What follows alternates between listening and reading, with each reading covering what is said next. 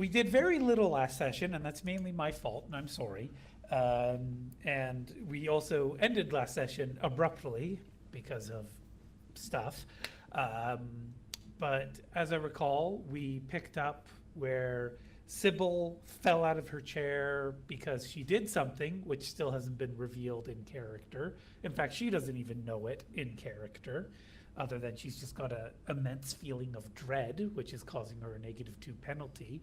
Um, and, and she then admitted to Prodigy that she's a technomancer.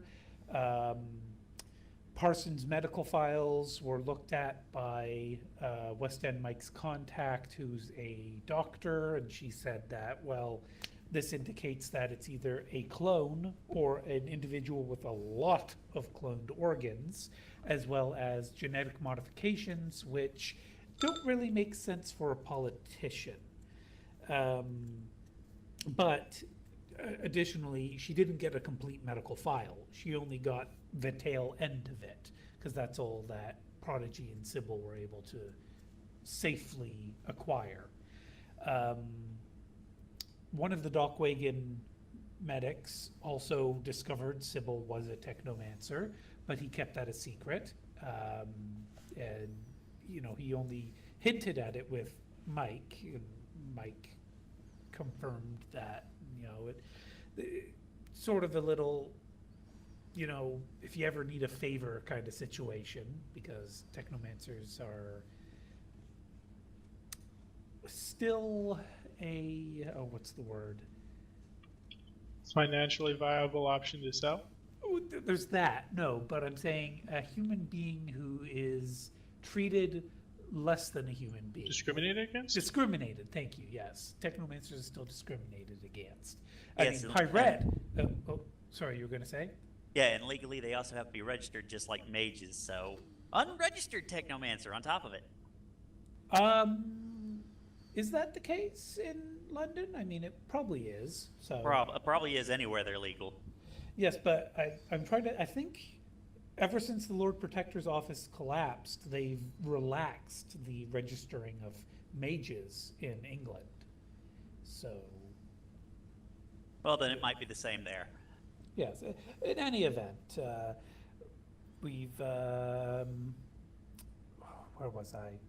Right, the doctor, yada yada, blah blah blah. Pirate also realized that she may have blacklisted Sybil's physical comlink. Sybil has now revealed the fact that, well, I can send you messages whenever I want because I can just be anyone I want as far as an access ID. So you're going to just have to keep blocking me every time I come up with a new access ID. Otherwise, Pirate would have to whitelist specific people she actually wanted to communicate with, which is probably more hassle than just blocking Sybil every time Sybil sends a new message. Oh, Abobob's not here. Shit. Well, okay. Well, someone remind me to tell Abobob about that. It doesn't need to be sent in BBM right now, though. Before Monteson arrived, Parson had his various assistants arrive, like the Tridio expert, the debate coach, the fashion mage, and their respective assistants. And basically, he's been spending the last 3 days, well, the last 2 full days, just spending a lot of time getting ready for the debate. And some of you even went up and they, you know, Whiskey posed a few questions. I don't know if anybody else asked, but I'm pretty sure everyone was fairly impressed with his answers. You know, that he gave a solid enough answer that it didn't feel like a wishy-washy diplomat of a politician, but he actually has a stance, and it's a stance that, if I recall correctly, your characters approve of. Indeed. And then it wasn't really displayed, but Pirate, again, Bob's not here, but I'm going to say Pirate was informed to allow the fashion mage to be able to use his powers. So basically, Pirate would have to invite him into the warded area so he can cast his magical spells to make Parson look better, have a kind of a natural glow to him. Not a radioactive glow, just a cult of personality glow.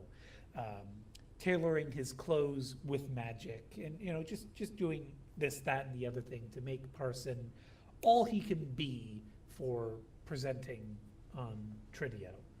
Of course, some of the magical spells would not work over Tridio, so he didn't bother casting them because, well,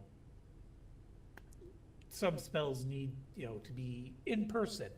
And of course, none of these spells are illegal. None of them are mind control spells, just the sort of spells that a man in Parson's position can afford to pay for, much the same way that some politicians in the real world can afford to pay for plastic surgery and the like. And I think that about covers that. Am I forgetting anything before Montezin arrives? Prodigy smuggled whiskey sword in at one point, Yeah, her but sword, Prodigy was lame and didn't want to smuggle any other weapons in. Yes, he was afraid of the loud noises. No one argued the fact that if Whiskey is using a gun that makes loud noises, it's probably because someone else has a weapon that makes loud noises already in the apartment. But oh well, no one made that argument. So yeah, I guess we're up to the point now where Montezin had arrived. And Montezin being his big imposing self, basically a lot of people were shitting bricks, but he was friendly, he was polite, he was professional. He had a plan to kill all of you. I mean, what? No, never mind. He also brought along his great big friend, the Fire Spirit, which I believe Pirate warned you all about, or she didn't. We'll say she did at this point. Now, I didn't get rolls from... Oh, Grim's not even there, so she wouldn't have been able to notice anyway. Right, so I guess West End Mike. Everybody else who was in the area rolled, right, to witness Joseph Montezin doing the exchange with Wolf Davy. I don't know, but Whiskey was in the vestibule, so might not have been close enough.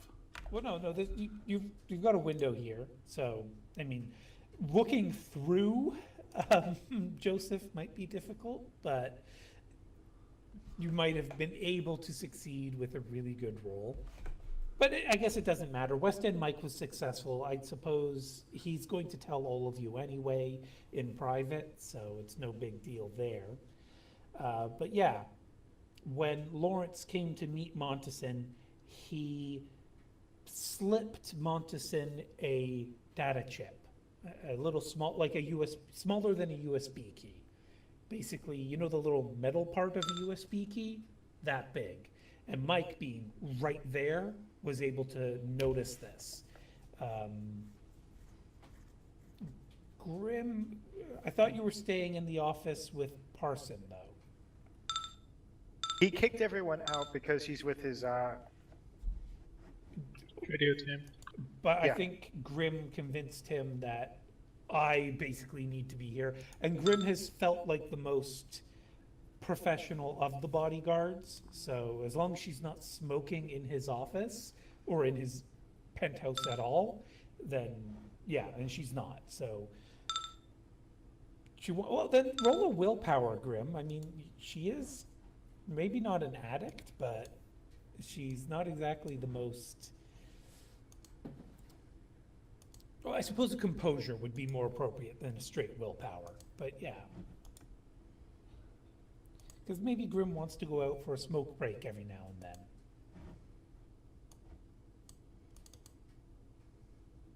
And then the question becomes, when Grim is out for a smoke break, who does she request stays with Parson? Okay, yeah.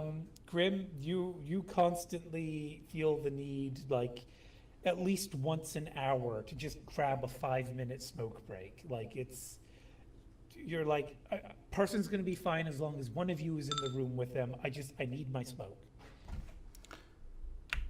Get away from the keep every once in a while. Okay, all right. So it won't, go ahead and deduct 1 edge point, and it won't be every hour. It'll be more like twice a day she needs to have a smoke.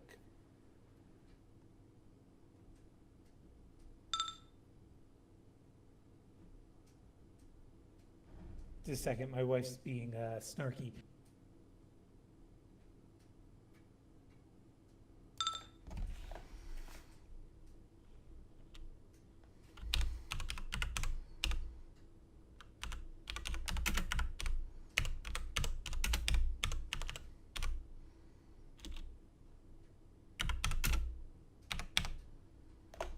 Sorry, I was just explaining to my wife what the situation was, but she still gives me a face like not much of an addict if she's only having 2 cigarettes a day.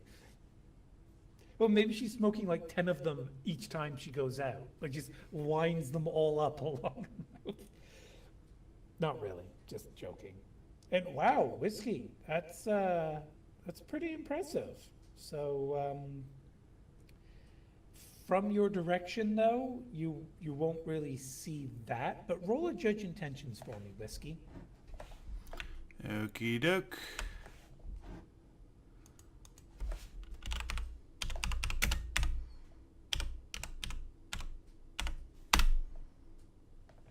All right, you don't see the trade-off, but you do see a look on West End Mike's face, ever so subtle as he watches the hands. You know that he saw something. All right, Whiskey frowns a bit, but otherwise stays in the vestibule. And then Desperado, you said eventually West End Mike will inform the whole team, right? He's not going to leave anyone uninformed. Most likely. I mean, he's going to ask first, but, you know, I So, doubt that ask what first? I was going to ask Monison what was on the chip, and I doubt he's going to give me an answer I'm going to like. Basically, when I see the handoff, I'm going to inform Prodigy and Sybil to monitor any traffic between Davy and Montison's comm links, and then I'm going to send Montison a message as he's headed downstairs that's something to the effect of, "So, mind sharing with the rest of the class?"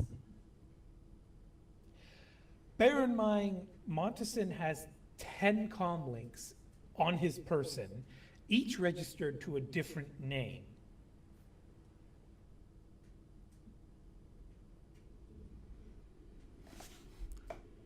Yeah, and if Whiskey hears of the full nature of this exchange, then she'll probably want to take along. She'll probably want to take Wolf alone for a few seconds. Probably take him towards the roof. Well, we might be getting a little ahead of ourselves. We have no idea what it was. Yeah, that's why Mike hasn't informed everybody yet. For all I know, it's a, "Here, I'll give you $100,000 if you make extra sure to keep my boss alive." Indeed.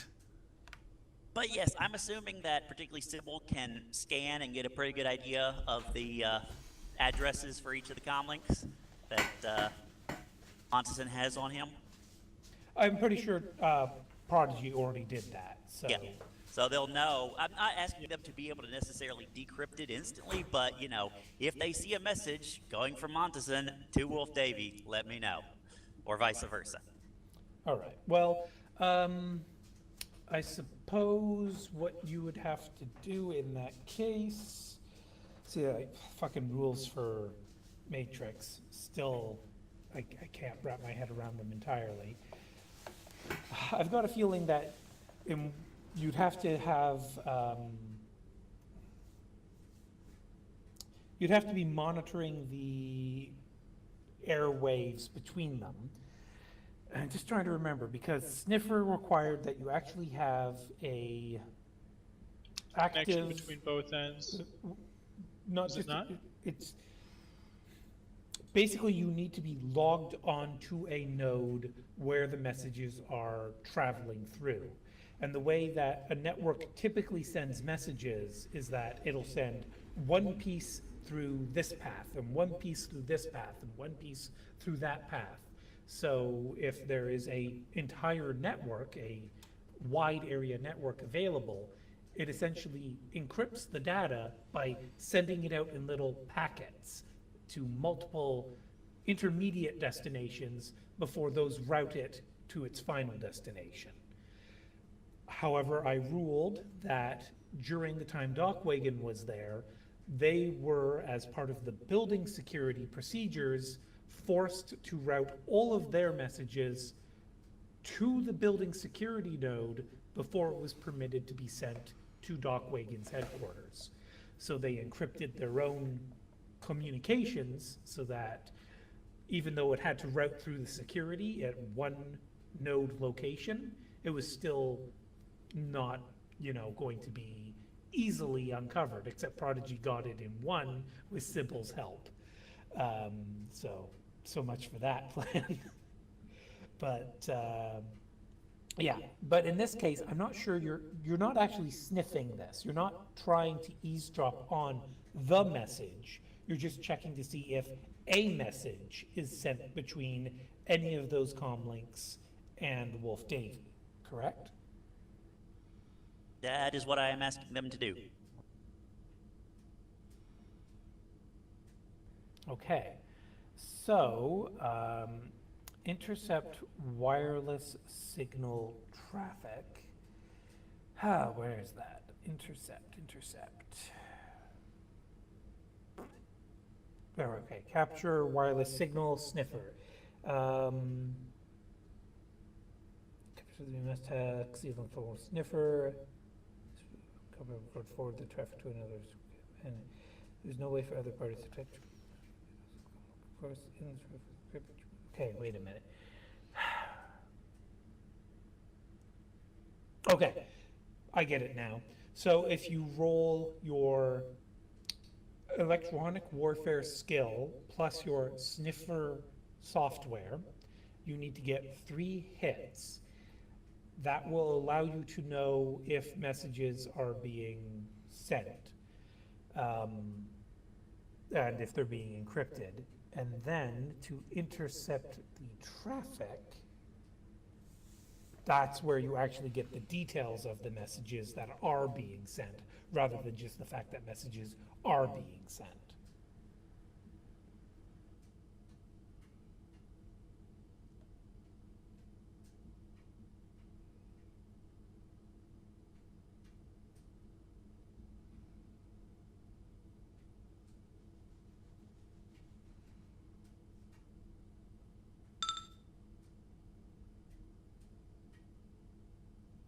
So, yeah, Prodigy's monitoring the situation, and no.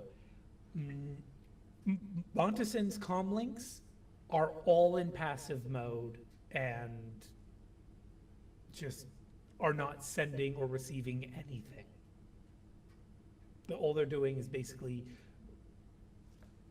on passive and are preloaded with different identities. So if he needs to, he can toggle one. And he has. He's toggled one of them, and that one is the name Tor Loblaw. So because you're in a part of the city where you need to broadcast a valid SYN, he is broadcasting that valid SYN off of one of his comlinks.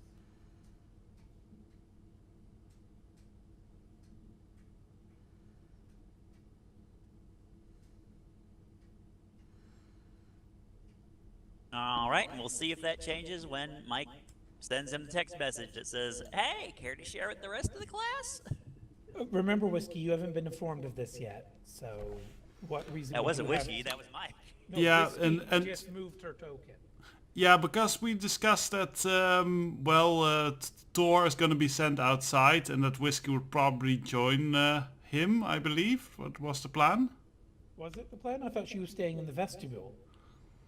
Okay, He we asked can that stay in the not be sent vestibule. to guard downstairs alone. Mike mentioned, well, Whiskey seems to have taken a shine to you, so I'll talk to her. Okay, sorry, I hadn't got through my entire audio log, so I had forgotten that. Okay.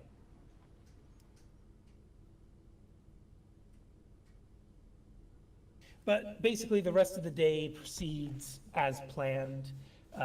You still haven't heard from Aiden St. George or Walter Chalice yet. But did any of you have any specific activities you wanted to do? Sybil would like to reconnect to her sprites. Right, okay. So I believe it's 3 hits that you'll need, and you get a +1 because you have 1 task remaining on each of them. However, bear in mind that you're still at that -2 for that feeling of malaise that's just And a sort of negative- plaguing her. An additional -1 because she's at 3 points of physical damage. Okay, So that's resonance plus intuition. 1.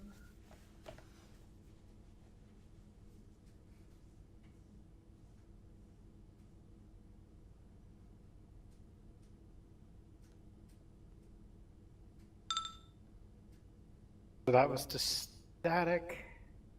Guessing that's a no. basically, keep rolling until you either glitch or get your connection, because the rules were very hazy. So, all right, so one of them you'll eventually reconnect to. So that's Roll, static. just roll again. We want to see if you glitch, because if you glitch, okay, then you're fine. It's basically, the rules were hazy, but I was going to rule that if you glitched, you've permanently lost the connection. If you critically glitch, then the sprite turns hostile, basically. Okay. And is it possible for Sybil to investigate to see why she feels like she's not herself?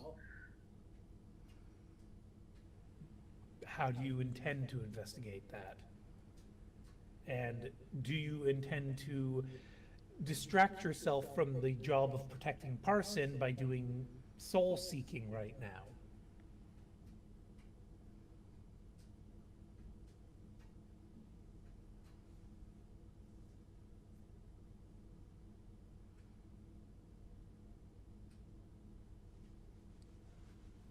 Hunter? She's going to. She's going to try and find out what she. If there's a way. Sorry, I'm not sure if your audio's cutting out or if you keep pausing. She's going to try and find out what she did by going into VR.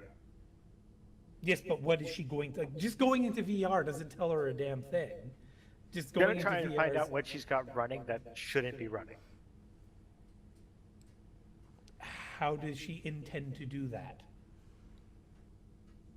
You can tell what program she has going. Under normal circumstances, as I told you, all she feels is a sense of malaise. What her senses are telling her is kind of like she feels queasy or ill from a sense of dread. But she knows that she got that feeling after doing something in VR. Yes, and? She wants to find out what she did. Yes, but, God, sorry, Hunter. Sorry, Twister, I don't know why I reverted to that. It's been months, I'm sorry. Hunter, you have to specify what, like, she doesn't just get to, like, discover. Like, she has to have a plan. She has to do something rather than just switching into VR. Problem is, I don't know how she would go about discovering this. Then that's a bit of a challenge there, isn't it? Maybe you have a knowledge skill you want to roll. Maybe you want to try and speak to Persephone. These are the things you, as a player, should be conscious of. That, you know, if you don't know how to do something as your character, remember that there are rules in the game itself that allow your character to know how to do things. Or potentially another technomancer that you have as a contact. That, well, it's not as a contact, but she did have that other technomancer that she sent to Persephone.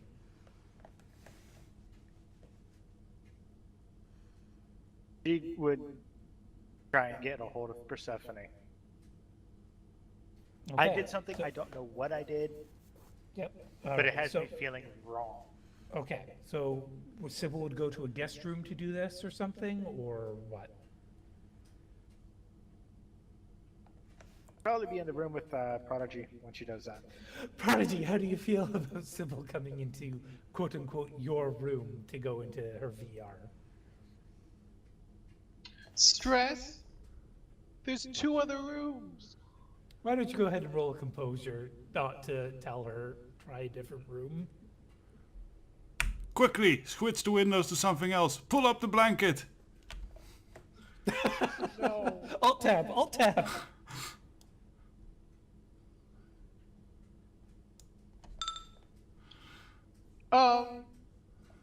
She'd probably get that in text form, like as she's like crossing the front door. Like UMM with like a giant question mark. The sort of universal "can I help you" type. Exactly. Yeah. Sybil. I need to get into contact with somebody, but I don't want to be in a room without anybody able to keep an eye on. I'm also going to be in VR. I don't know how I'll keep. I mean, you periodically check cameras on your drones here and there. I'm pretty sure you've got your drones spread out across the room. So she could be in a different room and you just put one of your drones there. It's true. So is that something Prodigy would explain to Sybil? Yeah, you probably would have like wait. Ornament. They're not infected with spreads as far as I'm aware. So we'd probably have like one land on her hand and be like, now you have something that can watch.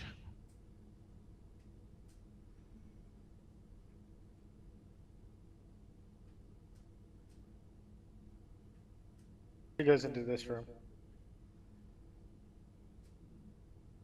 and sends her sprite with a message to Persephone that they need to talk. Something feels wrong.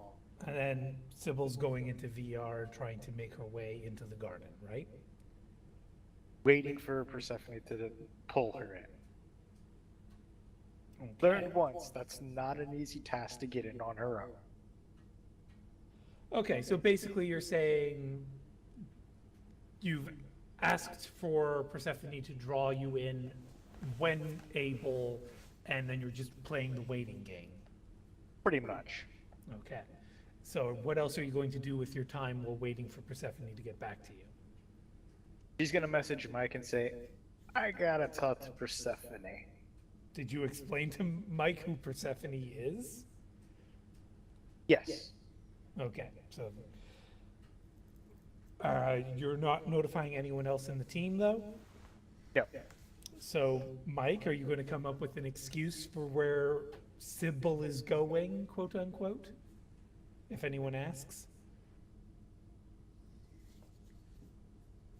If anyone asks, she's doing hacker stuff. That's what they're supposed to be doing, right? Yeah, except Prodigy would be able to tell otherwise. Well, she's already told Prodigy, so Prodigy knows otherwise.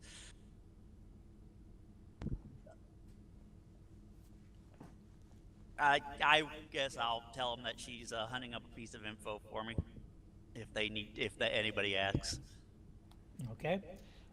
Prodigy, you're doing Overwatch with your drones right now. Grim, you're keeping an eye on Parson. Mike, you're patrolling, I guess? Well, like I said, first I wanted to ask Montezon what was going on. So, I mean, I would send a message to him literally pretty much once he gets on the elevator and the doors close. You will not receive any reply to any text or call you make to those comm links. Oh, lovely. Either he has one comm link I didn't find, or he's not paying attention to any of them specifically because he doesn't Or have. He's a Luddite. Yeah. Potentially he's taken those phones off other people, and he doesn't use them. All right, at Keep that point, watching them. yeah, if he's not going to talk to me, then yes, I would let the rest of the team know about the handoff. And like, Whiskey, you're standing right next to him. Care to ask him what was on that data chip that he just got from Davey? And Whiskey texts back, "Oh, I'll ask. And I also want, if I don't get any clear answers, I also want maybe some time alone with Wolf Davy. You've been nice to him, but I think if he keeps being dodgy, we need to put the screws on him like we do in the old town." Most definitely taken under advisement. Grim, did you want to sound off on any of this?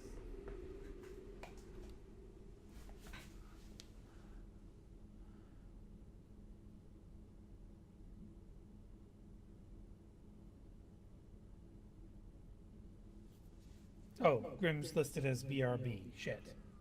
Well, hopefully Carol will be back soon. Okay, so Whiskey, you are basically going to be outside with Joseph as he basically goes up to the front door, and he pulls out one of those comm links from his jacket. He's, you'll be able to see basically as he opens his vest on his jacket, he's just basically got them all lined in his pocket, his great big huge pocket. He just pulls one out, and it's a regular sized comm link. It's not it's not troll sized. So it's this tiny thing. It goes around his thumb. Well, it's a bit bigger than that, but basically think of a cell phone made for a baby in the hand of a full-grown adult. Mm-hmm. And he gingerly and carefully chips in the data chip. You've already been informed by Mike that ask him about it. So are you going to interrupt him as he's chipping in, or? What are you doing with that thing? Oh, finding out what's on it. Uh-huh. And where did you get that? I thought the other chip we got or such. The what now? Did you just get that from the Wolf Davy fella? Well, yes, I did. Do you know him? Well, I just shook his hand for the first time just now. And he just gives you a chip. I want to make a judge intentions roll if I believe that.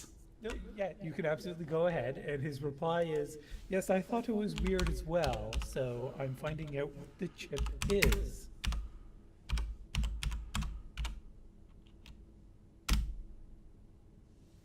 He seems legitimately honest here. He doesn't really appreciate you questioning him, though.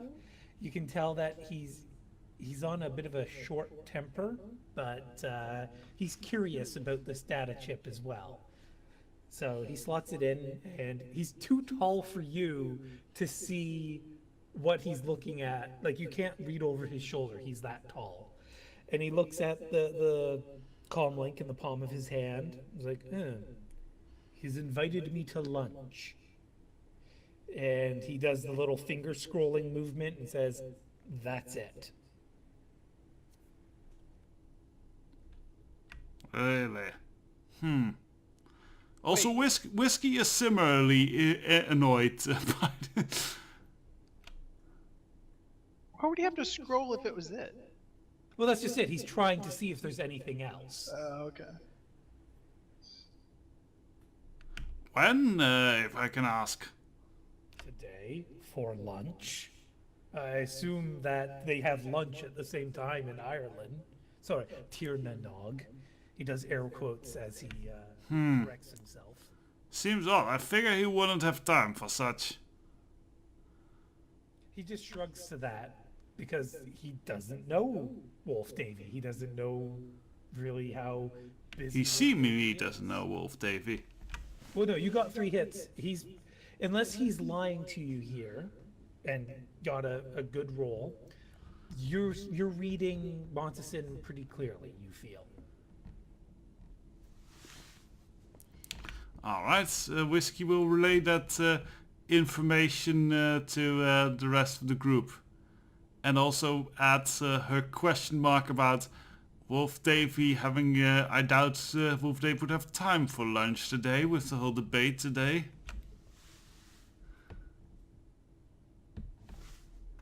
Because this is the day of the debate, right?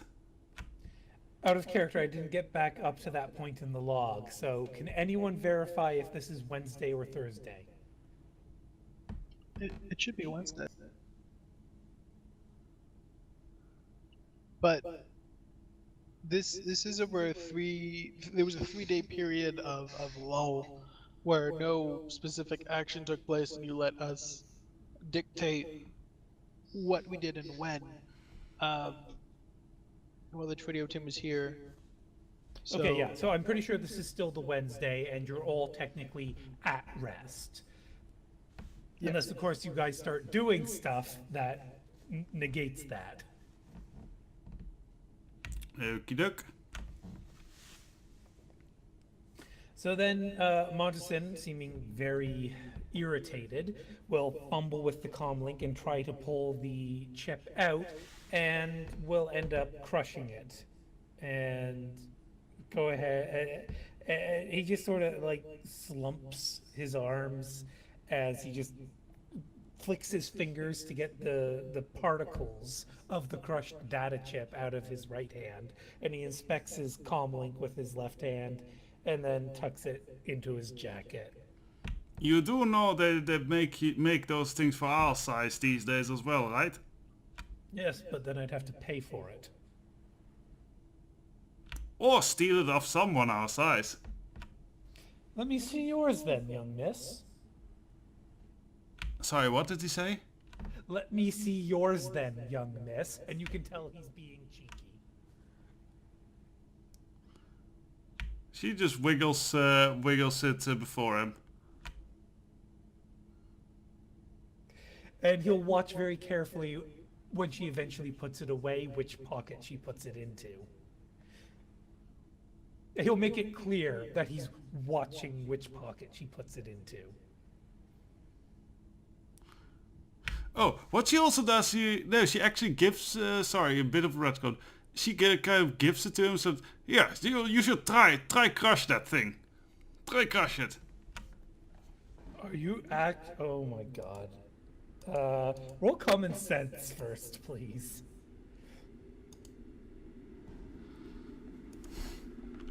Okay, common sense. Logic, intuition.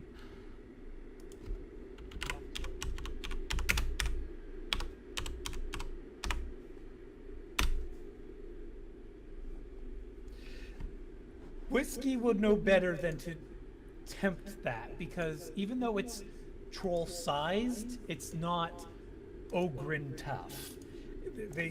They don't. You say that, but Okay, what does your comlink have any extra features?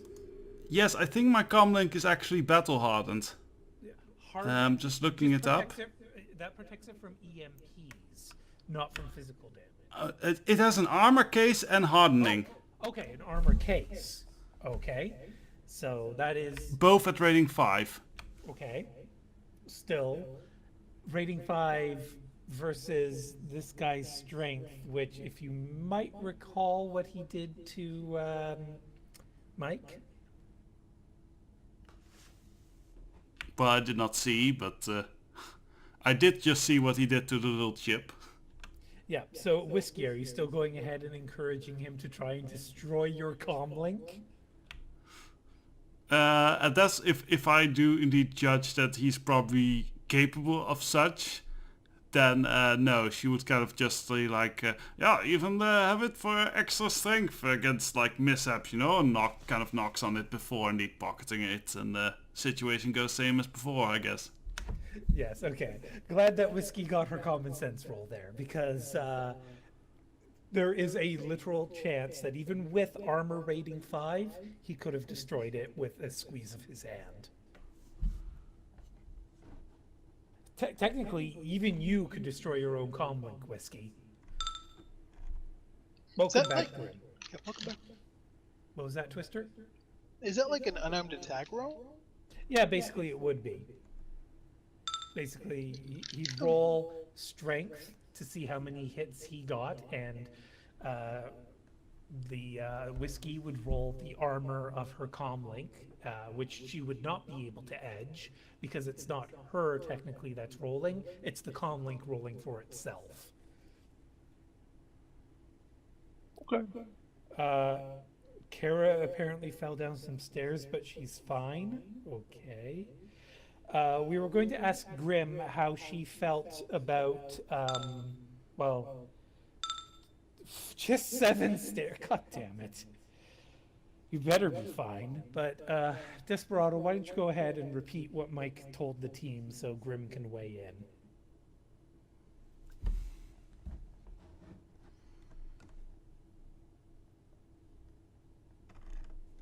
Desperado, are you here? Yeah, sorry, what was that? Could you please repeat what Mike said to the team so Grim can weigh in?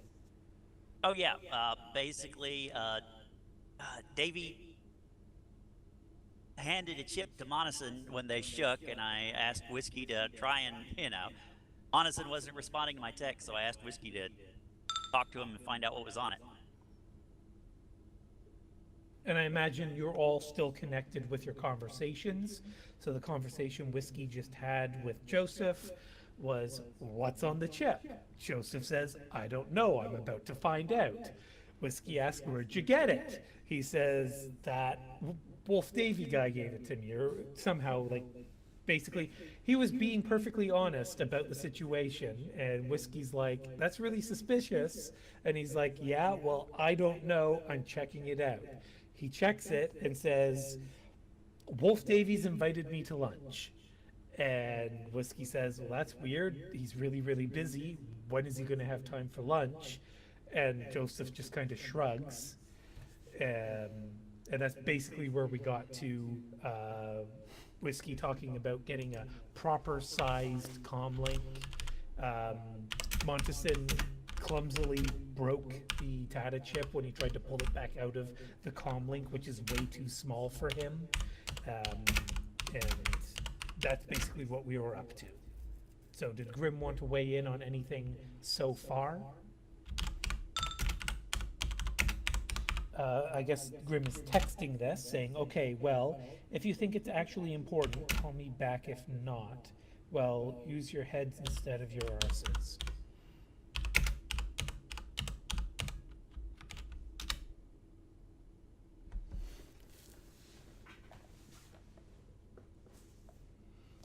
Why don't you go ahead and read what you just typed there, El Diablo? Also, he uses his cum like a Dumbo.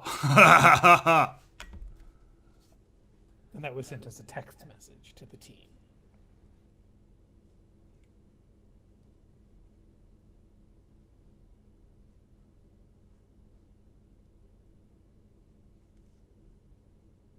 Twister, are you actually typing, or is... What activates that? Activates what? It's saying that it's typing because is Oh. it saying I'm typing right now? It did, so possibly, like, is it saying I'm typing right now? by Nope. chance? No? Yes, It is? on my end, yes, I see both Twister typing and you typing. Okay, because I'm holding Shift and Control on my keyboard because those are part of the key combination to toggle my microphone. So that could be that. But anyway, Grim sends another message like, seems idle chatterer might be akin to being a Dumbo too. We have a job. My only concern is that Davey seemed to go out of his way to try and make sure that none of us did see that chip pass, so... Not a big fan of secrets. Yeah, same here. And, Whiskey, you know, kind of thinking about it, Joseph Monteson he's capable of being gentle when he wants to be. You saw him slotting in that chip very carefully. The fact that he accidentally broke it when he was pulling it back out, that doesn't sit right with you. Yeah, OCD kind of figured that, but Okay, and Grim sends another text saying, yeah, it's called fucking flirting, you ponce.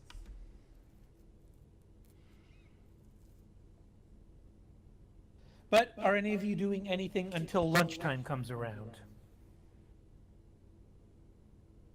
Not really, no. I am. Wonder if I should push Monteson further.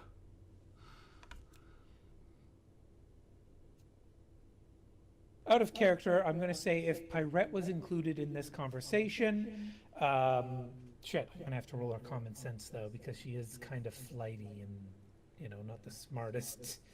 So her common sense would be intuition plus charisma. She's fully healed, I think, by this point. So 8. Where is she? There she is. Impersonate. Common sense. 8 is our 4. Okay, Pyrette will come up with the idea that, well, why doesn't she go ahead and follow them in the astral? And that way she can eavesdrop on this lunch meeting and then let the rest of you know what happens. I mean, there is a chance that that fire spirit might get angry, but does anyone have any alternative? Well, we could let yeah, you could give it a try, and if that doesn't work, I can always, indeed, as I said, put the screws on them like Old Town. Less violently, we also have a hacker who has a whole bunch of drones. At least some of them have chameleon camo on them. 2 of them do. Either one of them is small enough to follow them into a restaurant without, you know, creating a massive downdraft or something. One of them you could probably put in a pocket. Who here has palming as a skill? I'm really hoping that one of us does. Nope. Mike has palming. Aha! That's 7, and he could always pre-edge that to bring it even higher.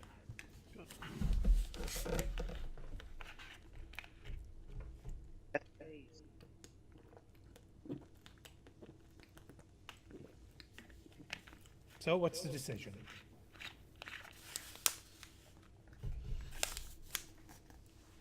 We can do it. Probably be a little bit risky. If they decide to go elsewhere and then start sending messages in the Matrix, Prodigy cannot intercept. But yeah, it's also a risk if you know one of them scans or puts up a jammer specifically for this kind of interference. So it wouldn't be a bad idea to cover both options and have an astral and have the drone both there.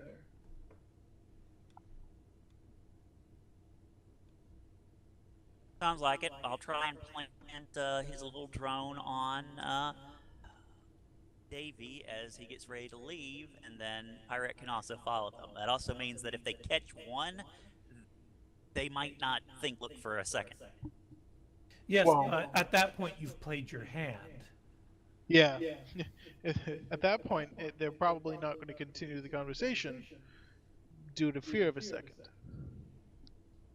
It's depending on if they're aware of the possibility.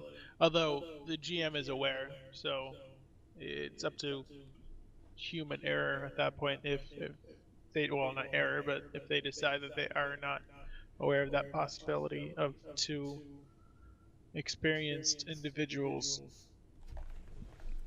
Yeah, Well, that sorry, being said, I'm not looking sure and I how- don't see Whiskey having anything that's subtle enough here. And that's why I suggested planning it on Davy. I'm not sure how experienced Davy really is with this kind of Oh, cloak and dagger stuff. hella agree with David. Not only that, Davy's also physically in the building, which will make it more possible. But yeah, so we'll do both and see what happens. Yeah, but I would really like this drone back. Um, it it was like my first one, and it's worth about around 10,000 new yen. Damn, boy, you're rich.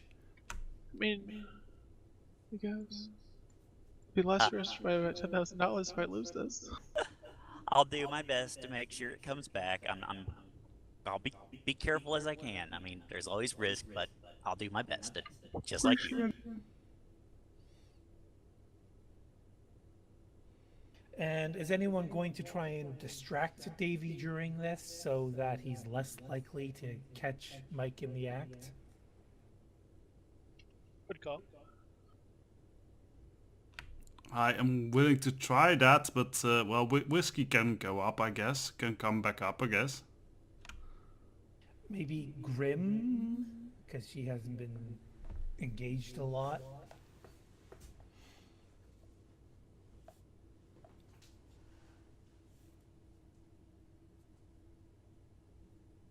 Kara, you are here, right?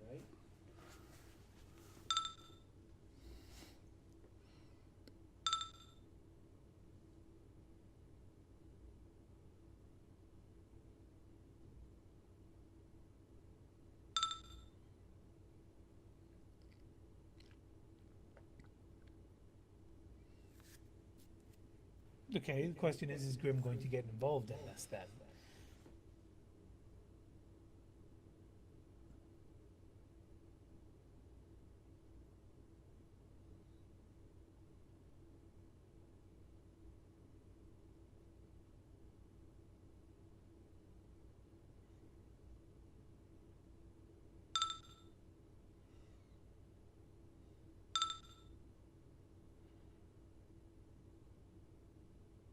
All right, Grim's not playing along right now unless one of you wants to try and convince her that Wolf is a threat. Because Grim feels that Wolf's just doing his job being Parsons' lapdog. So, has anyone got any argument that you think might be able to convince Grim, no, we need you on board here because we need you to distract Wolf? Whiskey would like, look, he's obviously playing us in some way. He knows something with Montes. He knows Montes and he shouldn't. There's absolutely no reason why he knows him. So we need to find out how. To be concise, information is power, and this can help us at all, potentially. Why? Grim says, what are you suggesting? He's paying off an assassin? Possibly. I've heard crazier things than subordinates trying to have their bosses assassinated, for some reason or another.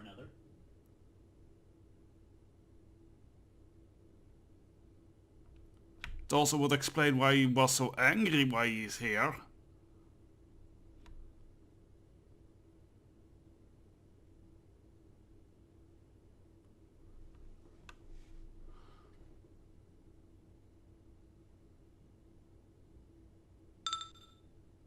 Grim says, or he was angry because a literal giant draws a lot of unwanted attention. And then he asked that giant out for lunch.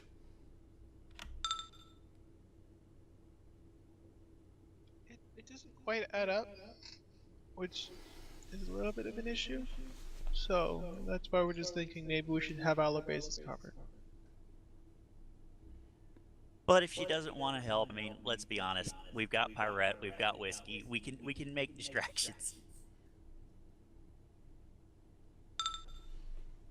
Grim says, as said, he's charming, but fine. What do you need me to do? If we get this over quickly, will it keep you kids quiet?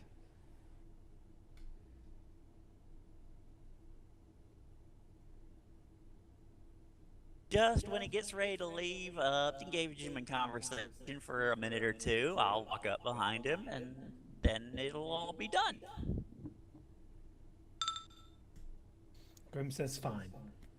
You can probably, even in the text, you can see the kind of irritatedly defeatist attitude of it. It's just like, fine. I can see that on this text, let alone in character. Mike, do you want to be a little more precise on your plan here with Grim, though?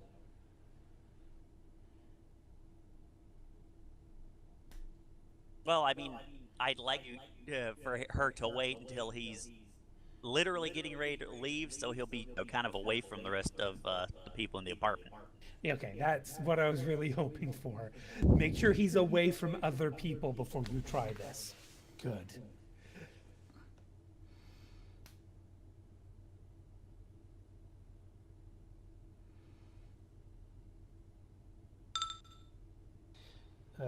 Okay. So eventually lunch hour will come up, unless there's something else any of you want to do before that time comes up. Yeah, I'll wait. I actually just got a really nice idea. But no, let's proceed to lunch hour first. Okay. In the meantime, Joseph will basically be asking Whiskey what's expected of him as far as security is concerned. Is he literally just standing out here intimidating people? Because he'd rather not have such a high-profile position. Well, if we do, we would try to not intimidate people, but Look, yeah, it's mostly. Intimidating just by standing here. Even other trolls are afraid of me. I know. Which is, well, we'll try to be the typical professional lot and all that. But yeah. For the moment, I think that's the case. But it is kind of a case where we're gonna have to be ready to rush in at any moment. If they do get in some other way past us. Okay, rush in to the top floor while we're on the ground floor. Yeah, not ideal, but well, hopefully we'll be the first line of defense. It looks like he's going to object, but then he'll just kind of give a facial expression of sure, whatever, and he'll shrug.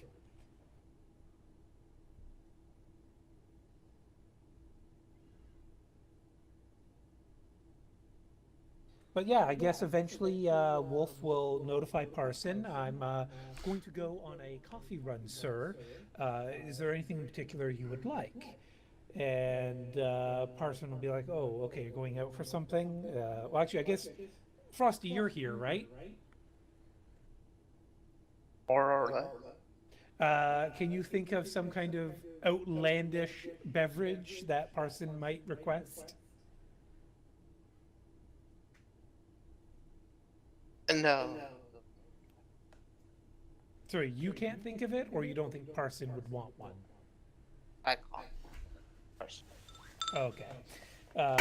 So, white chocolate mocha with almond milk? No. Parson doesn't strike me as a white chocolate mocha with almond milk drinker. A Probably half gallon of espresso. with alcohol in it, sort of thing. I think he'd go for something a little harder, a little sharper, something with a kick and a punch to it, but not something that's going to lay him flat out on his ass.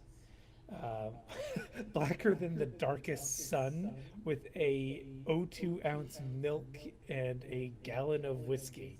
Not quite, but no, it's probably going to be something of an upper, which the fashion mage will recommend against. And Parson will tell the fashion mage, do your job. If you need to hit me with a detox spell, hit me with a detox spell. And the fashion mage will be like, well, very well, sir. I'm already sustaining several spells. And Parsons like, I don't want to hear it. You do what you got to do. I need something to take the edge off. And with that, Wolf will nod. He'll look to the others and say, anything for the rest of you? And, the assistants look kind of peculiar at this, like, well, we've never really had anyone offer us something before. And then they realize Wolf Davy's not actually looking at them. He's only looking at the fashion mage and the debate coach. And they kind of, sink, their hearts sink a bit. The debate coach, he says, I'll have a light version of what Parson is having. And the fashion mage asks for something which Davy just kind of looks at like, was that even English? But he'll basically note it down in AR. He recorded the audio so he can play it back.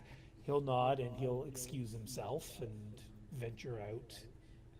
So Grim, I guess that's your cue.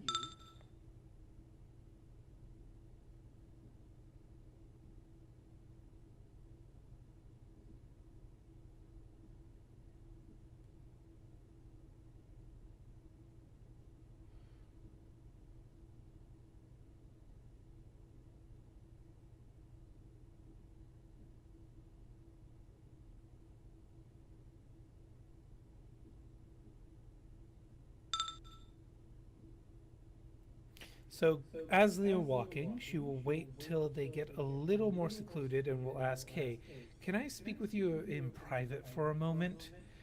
And Wolf, well, roll an etiquette, Grim. And be sure to also move your token where you want Grim to be.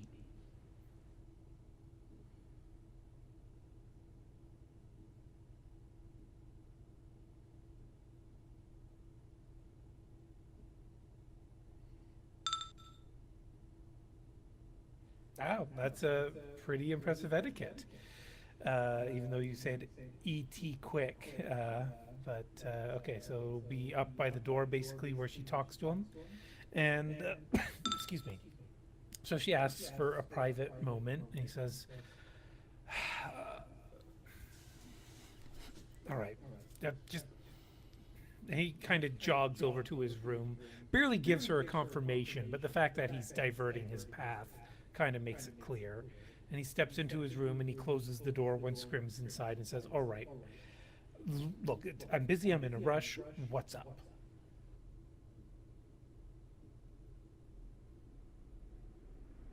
And while Kara's typing that, meanwhile, Monteson's comlink, or no, I guess, yeah, he'll occasionally be checking his comlink whiskey as if it were a pocket watch. And he's like, it's noon. I'm going on my lunch break now. And just starts to saunter away. Oh, 1 second. If I may go a few minutes back, or a little bit earlier. What's that? Whiskey would basically text to Prodigy, going, all right, I have an idea, but I'm going to have to trust you. Trust you with... Twister only got Sorry, back no, now. no, You no. have, yeah. I heard right before that as well. Okay, I just hadn't okay. typed it out because I have. Okay. Yeah, Whiskey kind of goes for, or kind of texts to Prodigy. Basically, I'm gonna have to trust you. Can I trust you with full admin access to my com? I hope so. What for though? All right then, and she provides Prodigies with full admin access. And then at the moment Monson goes away, is working with Scum. She kind of like, hey, you're still fiddling with those little things. Why don't you give mine a try for a little bit, see what you think? And she basically hands Monson her com. Ooh, cunning. Roll a. I think this would be. Is this a con? I guess no, an etiquette. This would be an etiquette. You're being polite. Just a leadership almost. Or leadership. Directing well, him to do it. Well, okay, that's okay. Whiskey, are you trying to be assertive and authoritative, or are you trying to be like, you know, I saw you fiddling with that? And... Yeah, she's being polite. Okay, then go ahead and roll your etiquette. And yeah, I'll take empathy software off, I guess. Actually, roll that on its own first, and that will help you decide how much of a bonus you're getting. Okay.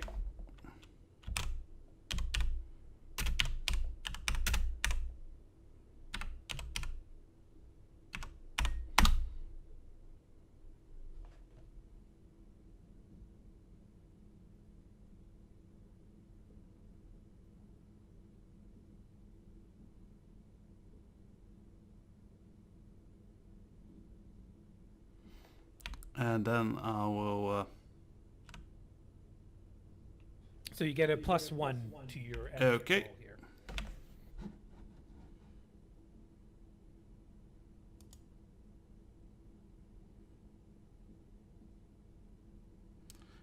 Eight plus 3 is 6, 5, 11. 11 plus 1 is yeah, 12.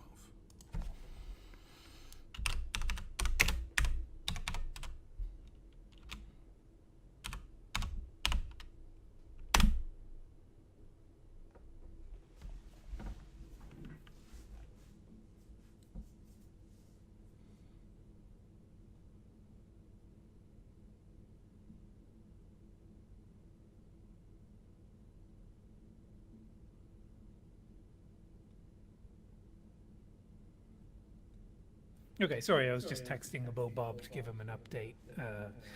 Right, so your etiquette was 4 hits. Montesim will stop, he'll turn, he'll look and say, "No, I don't like the color," and then just keep walking. Alright then. You can go ahead and roll a judge intention as well, Whiskey.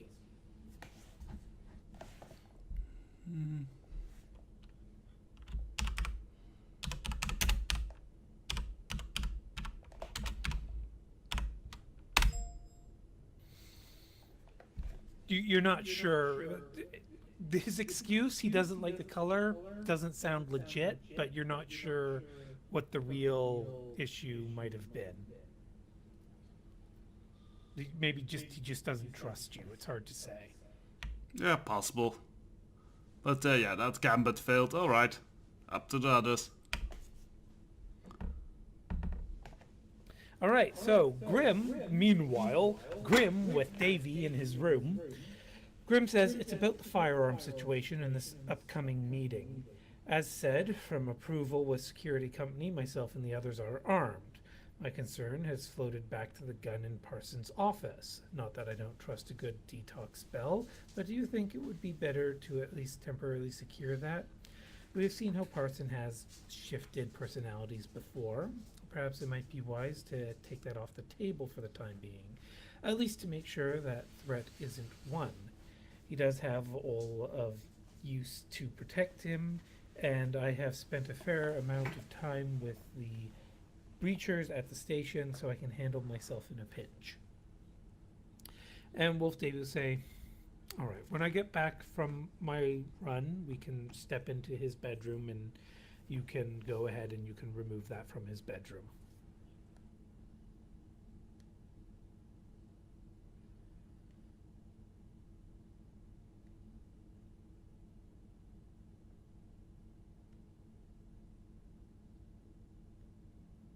Meanwhile, how is Mike feeling right now?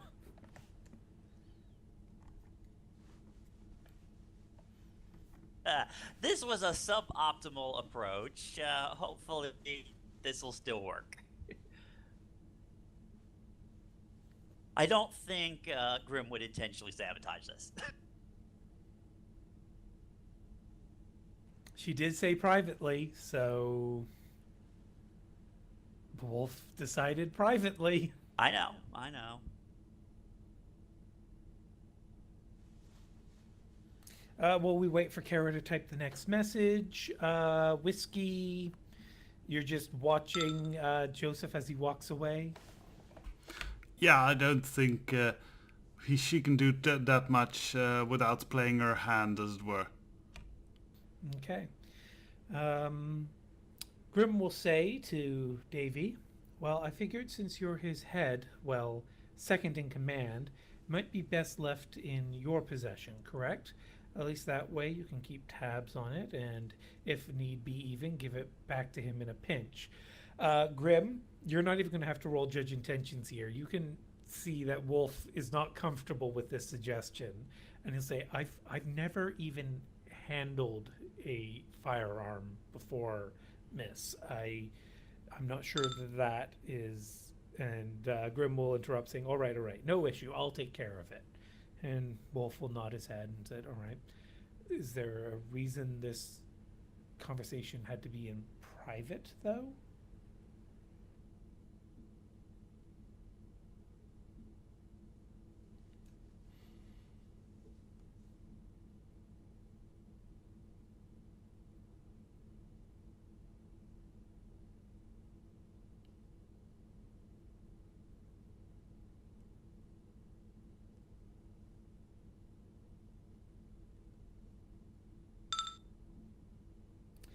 Grim says, yeah, media team. Do we really need the mention of guns any more than we have to?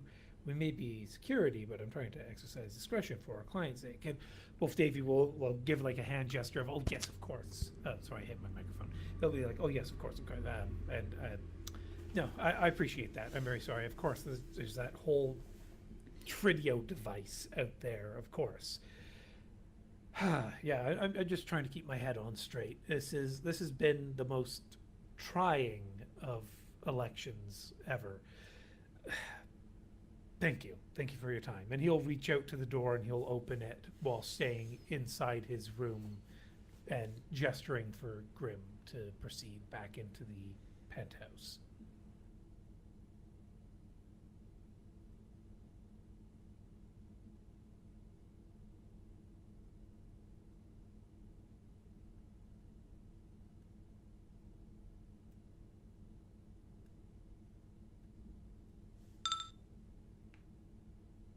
Grim says, I understand, but we will get through this, she says as she walks out, probably noticing Mike and giving him a nod with eyes like, oops, and makes a sharp left cut back to the office. Okay. It'll just be a moment. And basically Wolf Davy will stand at his door looking out, and he'll notice you, Mike, unless you want to try and roll an infiltration here. Nope, I continue walking this direction like I'm doing patrols. Body language con might be required there.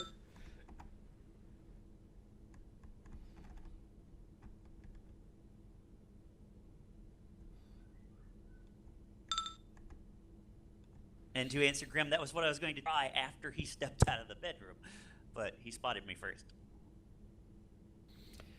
And so, yeah, he just kind of observes the room from his bedroom before he steps out, closes the door, and it locks thanks to his AR device.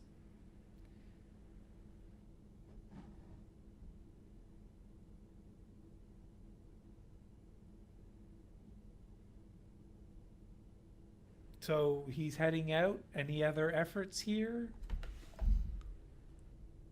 I am struggling.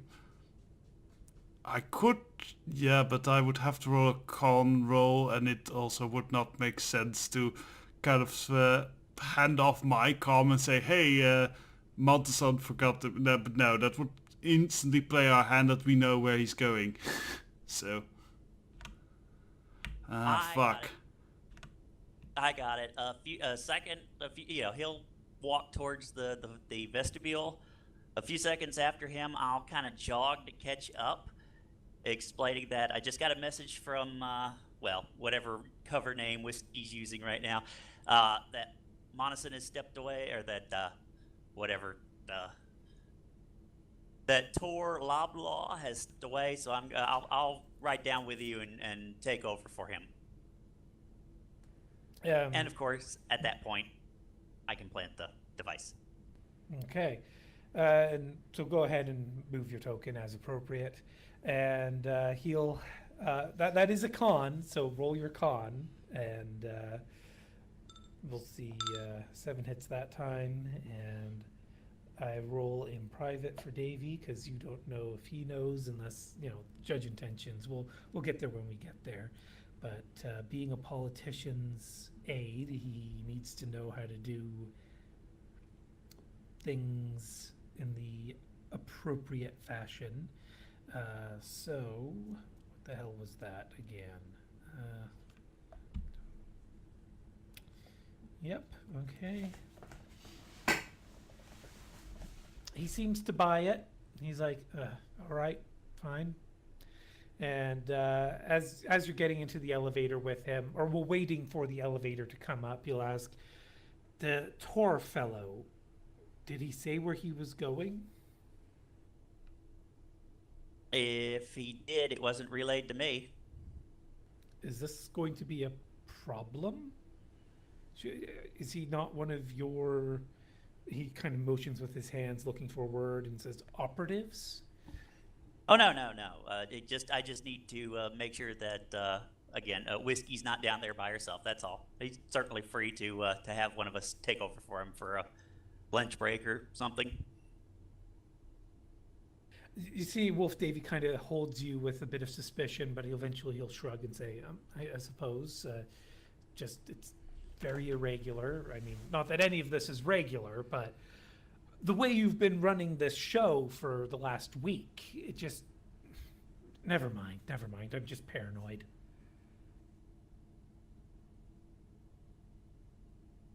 Aren't we all? The question is Davey too paranoid or not paranoid enough? Or paranoid about the wrong things?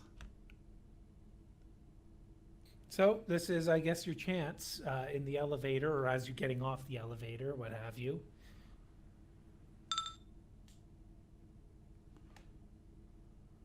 All right, so you pre-edged that, and I rolled in private already because I thought this was going to be happening earlier. So I have to scroll back up to where I rolled those. Okay. Wow. Okay. So, as far as you're aware, Mike, you were successful. He doesn't seem to reach into the pocket. Like, where like you, I guess, put it into his jacket pocket, or where did you put it exactly? Most likely, or yeah, that would probably make the most sense. One of his coat pockets. Although, what type of drone was this again, Prodigy? Sorry? Which drone was this? This was the Flying Eye. Okay. Does it have a gecko grip or anything like that? No. It does not. Sorry. Wait. No, it doesn't. Which is odd, because I thought this was still not what. Okay, this is the one from Spy Games, 156. Yes. So good. Okay, my Spy Games is already open to that page. Oh right, Spy Games is the really shitty book that, like, they did separate fluff from rules, which is nice, but the fluff has important stuff that affects the rules that is really mixed in and hard to find. Because they didn't, like, it was all written in character, so it's really difficult to comprehend. So the drone is the Flying Eye, vertical takeoff. What size is it? It doesn't say the size. God damn it. Oh, micro drone. Okay. Yeah. So micro is smaller than mini, or was this book the one that got those backwards? Micro is the smallest. Okay, so yeah, this thing is puny. What's its signal rating? 5. Damn, really? Yeah. ECM 7. Oh, you upgraded the signal on it. No. Well, according to this, you did. On the Flying Eye micro drone. Is that what you're looking at? Flying eye microtron? Yep.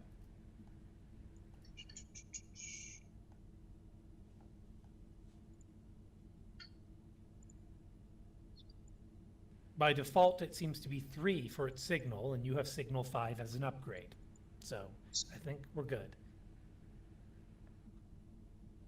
I don't see it purchased here. Oh, you know what? I purchased it when I built it. Yes. Sorry, I Right, thought yeah. you meant. So we're good there. Okay. So, Mike, you go out and you wait at the door with whiskey while Wolf Davy and Monteson venture off to a barista restaurant thing for lunch and drinks. So do you chat with whiskey at all while you're out there? Oh yeah, we're probably the two most actively involved in this whole chip nonsense, so we'll probably talk about that to a certain extent. But yes. Yeah, I had a little. I hope you got the thing done, because I had a little idea, but sadly it didn't pan out. So what was? Go ahead. They can't all win, but yeah, I think I took care of it. We'll see how it goes. Also, it reminds me I'll have to remove Prodigy, our little friend, off the admin list. For my comm, I mean. Why do that? He might learn a few things by poking around in your comm link. He better not.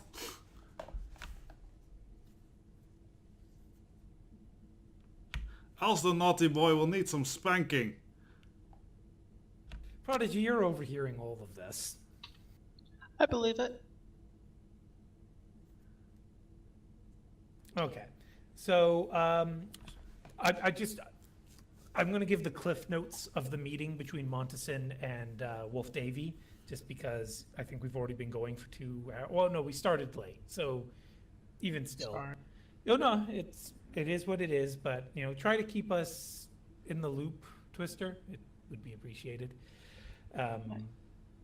But yeah, the meeting between Wolf Davy and Monteson basically goes to the effect of Wolf knows who Monteson actually is, and he can't afford Monteson's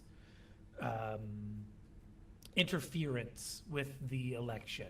He's Monteson's too well known of a criminal, and having him skulking around Parsons' building, it's just not going to look good. And Monteson will kind of play it coy, but insinuate the rest of you are all criminals as well. To which Wolf will play his hand and admit, yeah, he knows that. Thing is, you're a bunch of unknowns. So, it's a chance that somewhere down the lines, one of you's going to screw up royally and you're going to become infamous. But for right now, he doesn't have the authority or the grounds to kick you out, and he's not about to play dirty to get rid of you, because it would be more trouble than it's worth letting you all stick around for now.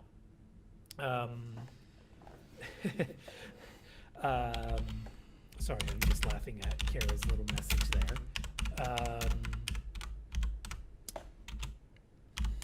Where was I? Right. So Monteson says, well, what are you going to do about it? It's not like you're going to be able to keep me from doing this job, which I've been paid to do.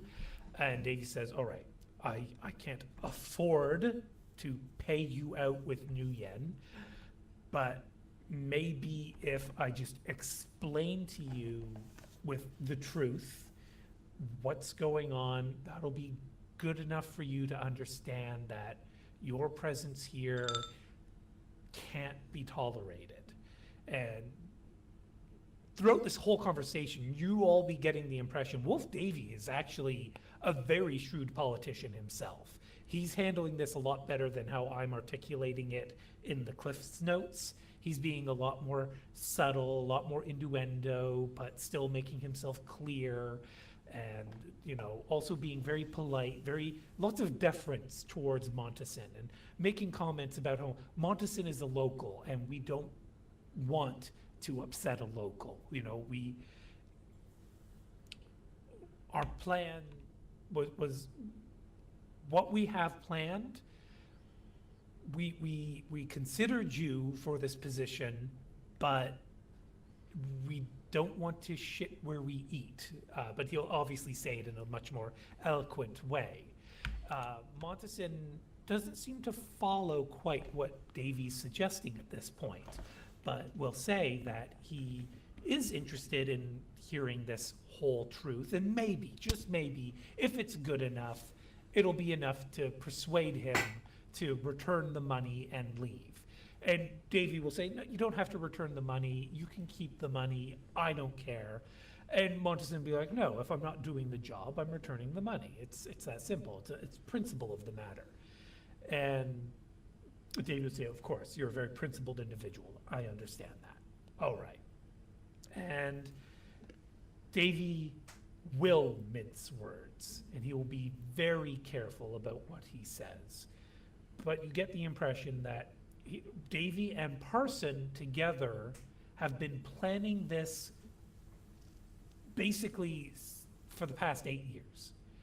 Basically around the time that the Lord Protectors was clearly losing his control over England.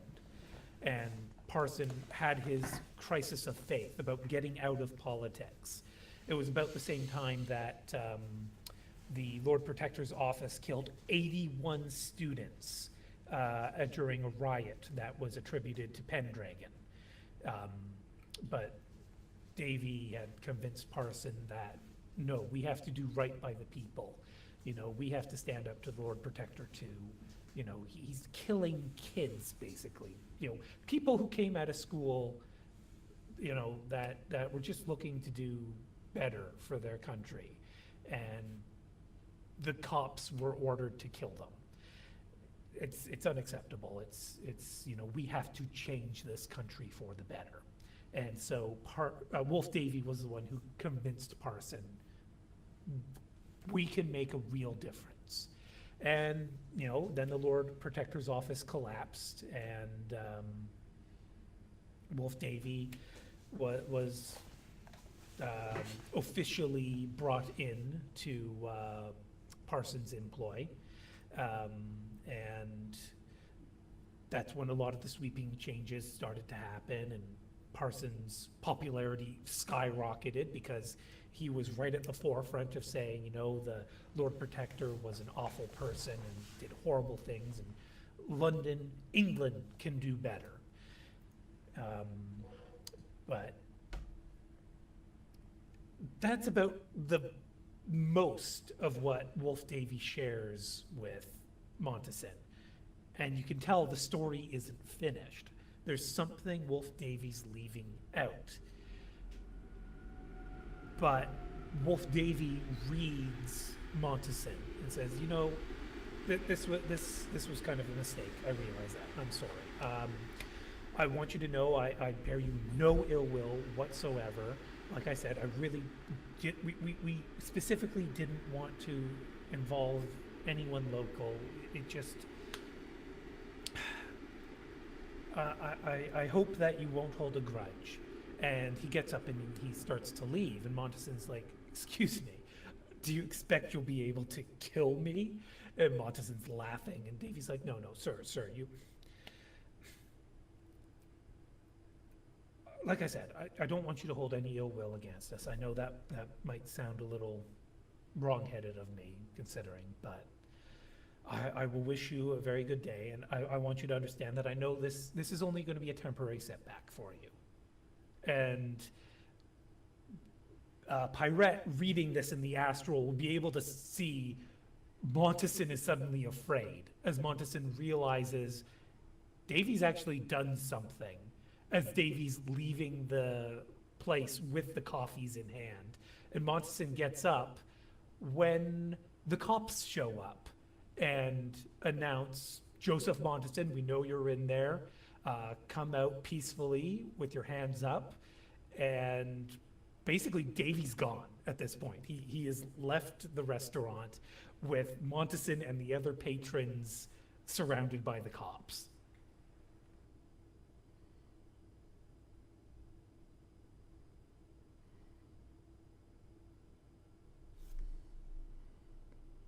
Well, damn. Though I don't get why the first part of that whole story was all that secretive, but I don't know. Sorry, what were you asking? I don't get why the first part of that story was not public knowledge. What's not public knowledge? Well, the whole that's I don't get. I didn't really, maybe I didn't follow properly with what the whole. They were working towards a plan, but I don't get what the plan was. Exactly. That was intentional. Davy cut himself off when he realized Monteson wasn't going to play ball. Because I did, because yeah, there was something about killing kids in the under the law protection, and that was wrong. Yeah, so I'll repost those news articles. This is something that is general knowledge. So 2066, October 31st, in the United Kingdom, students' riots at Cambridge are violently put down by the Lord Protector's office. The riots are attributed to the Pendragon, who subsequently vanishes. The violent police response ends with the deaths of 81 students, with hundreds more injured. Over 200 students are arrested, and dozens disappear after their arrests, sparking further riots and protests against the Lord Protector's office. That event is when Parson basically says, "That's it, I'm out of politics," when he was basically making his retirement plans known. But then Davy's like, "No, you can't leave. You are a good person. You've seen what the Lord Protector's office has done to England. You can make a difference." Okay, yeah. No, all right, now I follow the whole story. Thank you.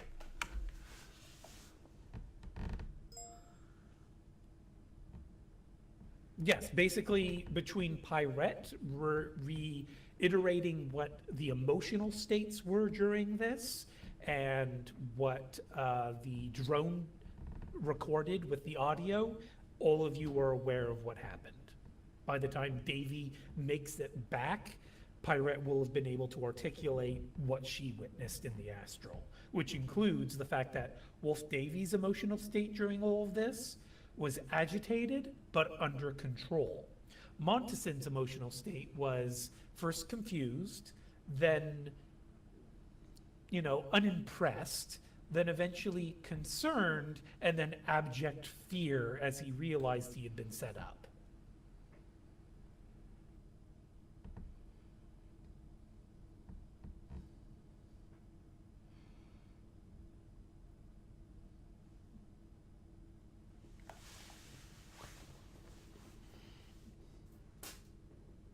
So what does Grim think about all this?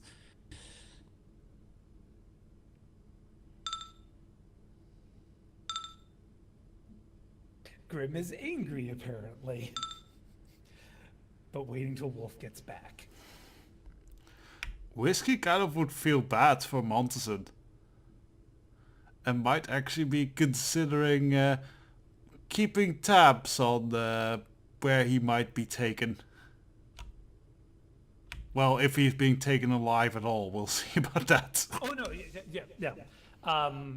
Just a spoiler, I don't want you to change what your characters feel and do, but just so I don't forget to tell you all later, the charges on Monteson won't stick. It's literally just enough to keep him out of Wolf, Davy, and Parsons' hair during the election, just so he won't show up again.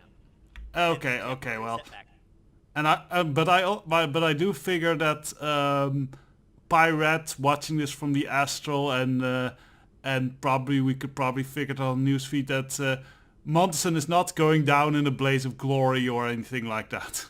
No, he's not. He's afraid, but he stays calm and plays ball with the cops. Okay, that's important. Yeah, he's like, I've got a rap sheet. I know I have a rap sheet, but they can't make anything stick on me. So I'll just be calm. I'll go with them. I'll go to the police office. I'll sit there for 24 hours and then I'll be on my way. That's how Monteson feels he'll handle this. Okay, doke. Well, that's yeah, that's something that can be taken up on later. Grim, if you want to get to Davy first, you're going to have to go out to the front of the building where Whiskey and Mike are already waiting.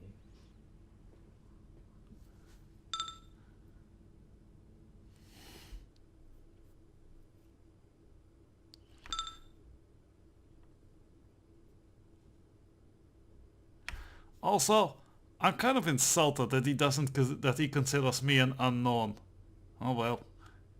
You want to be an unknown, because if people know who you actually are, No. Sensible people want to be an unknown. Whiskey might not want to be an unknown. Touche. May I suggest the game plan of stopping him before he gets in the office? we don't know yet what Mike and Whiskey are going to do to him, but all of you can discuss this. But I just want to say, Prodigy, how do you feel? You especially. Betrayed?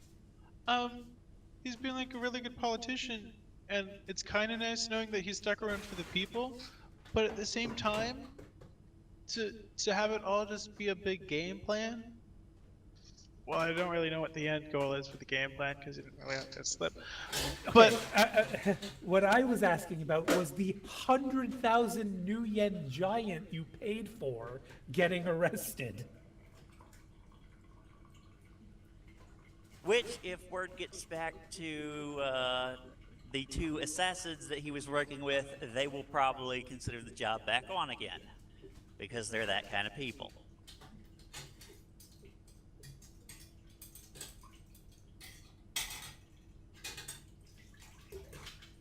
Who in the team has the most edge, I wonder? Definitely not Sybil.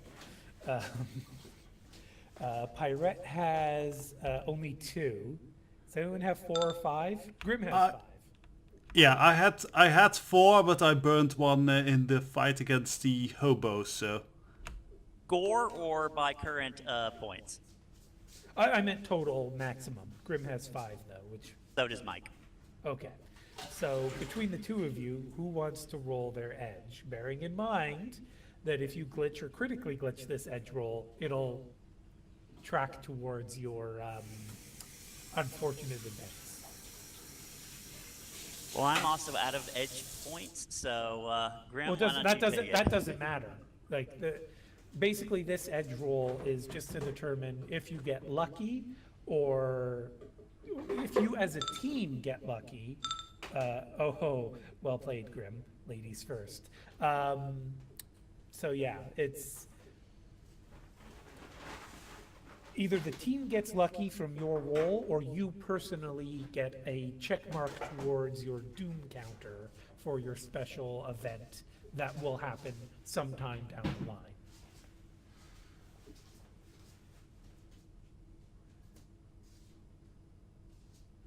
Should we flip for it? I'll take it.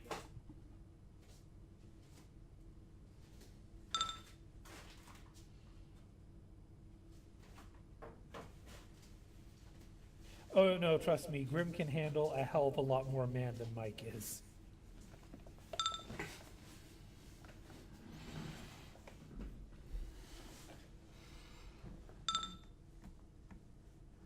Okay, 2 hits, not bad. We'll have to wait and see what that means though.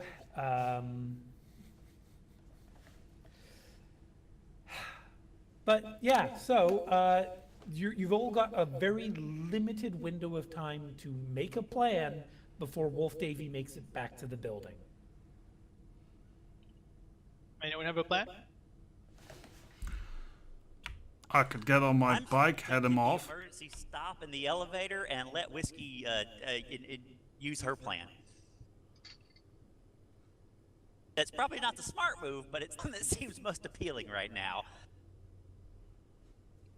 Makes sense. I With like my it. with my rating of signal and everything, I can begin to hack his comlink. The issue is we we won't get paid for this job if we attack them. If Given what we he just did to Monteson, we may not get paid either way. that's accurate. We might be losing out no matter what in that case. But Also, from what we gather, like he cannot pay Monteson, so I figure the money is not in his pocket. It is at the end of the day, it's in Parson's pocket, not his. On top of that, Grim also says, look, I'm going to have proper words with him if you don't cock it up. I get it, you guys were right, but let me have a chance here. Fine by me. All right. What do you need us to do other than, you know, not beat him up on his way up the elevator?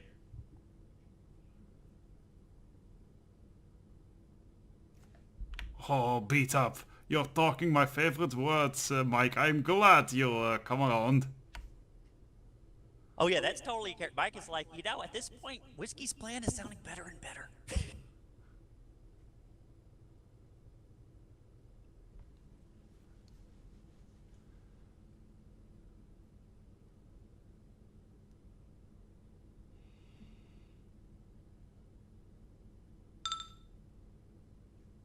Grim says, pretend like nothing happened. Maybe get your drone back or leave it. Either works. I'm taking him into Parsons' room where he won't be able to squeak very loudly. All right. Fair enough.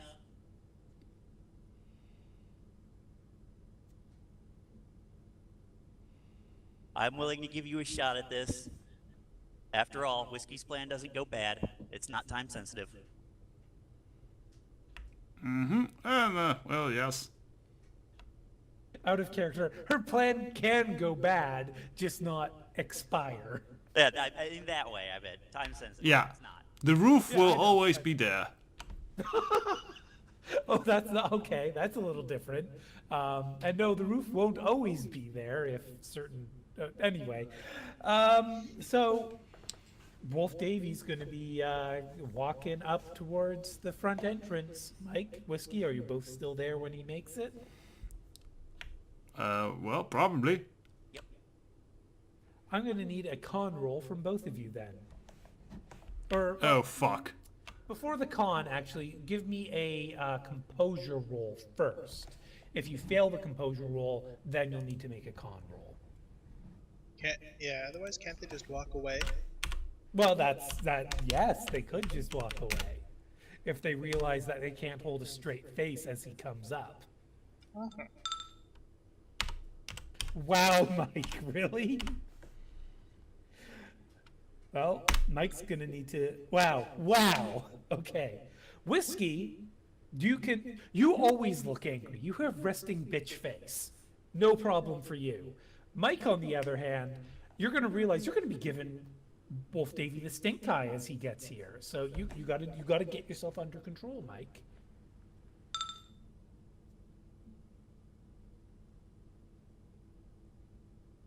I think I can handle it.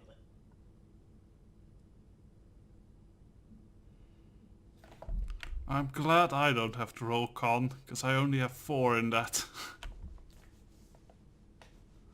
Basically, he's just basically coming up with his coffees. He's kind of, he's playing it like nothing happened, that he wasn't out with Monteson, nothing at all.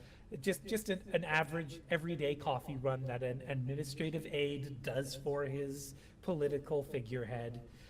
But basically, as he's just coming past you, Mike, he kind of gives you a sideways glance that I want you to roll judge intentions.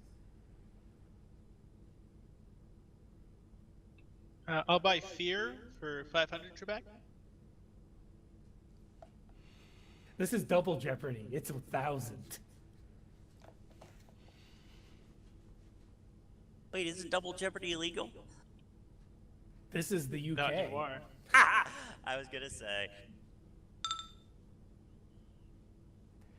Okay, Mike, you know that Wolf Davy is getting a little bit of a, like basically the look of his actual token, that's the look he gives you as he walks past you.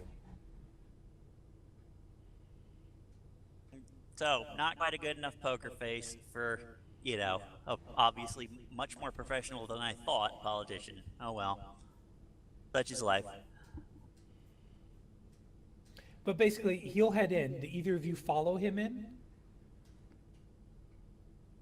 Nope. Waiting for Tor to come back from his lunch break so he can take over again. And for Whiskey to go up would be weird, since she's kind of at her station, so she remains. Okay. Well, as Wolf gets into the building, he sends you a message, Mike, in through the comm link, basically saying, "Is everything all right out there?" Just getting a little impatient with our newest recruit. I thought he'd be back by now. Other than that, though, nothing's blown up yet. And you're sending this as a text message? Yep. So yeah, you don't have to roll a con because it's really hard to decide if someone's lying or not in pure text format when it's verbatim like that. So I imagine, it'll be, you get no impression that Wolf Davy has any other further suspicion of you. And to be fair, that's a plausible answer. All right, but he makes it up and he waves his hand over the AR guide of the door and it recognizes his SIM code and he enters the building. The doors close automatically behind him and he passes the Tridio expert and pauses for just half a second, but keeps walking because he realized he forgot to offer him something as well. But that's mainly because, he's been so distracted with Montison and Grim, and he'll basically make it up to here, and then he'll see Grim waiting at the door. Grim, which way are you facing? Oh, okay. She says, Wolf, I need to review security measures with you. And she nods towards the back room. Oh, yeah, that thing that talked about. Yeah, so I'm going to do another roll in secret for Wolf Davy here. And let's say, oops, I typed that in wrong. It's still GM, so yeah, no, well done, Grim. He totally buys it. He's like, yeah, no, this is literally the same thing. She suspects nothing. Ha ha ha ha. Gives a coffee to the debate coach. Gives a coffee to the fashion mage. Squeezes by. Gives the special drink to Parson, and excuses himself to Parson, saying he just needs to review some more security in the bedroom with Grim. Parson's like, fine, go ahead. Sorry for Frosty, how you feeling, by the way?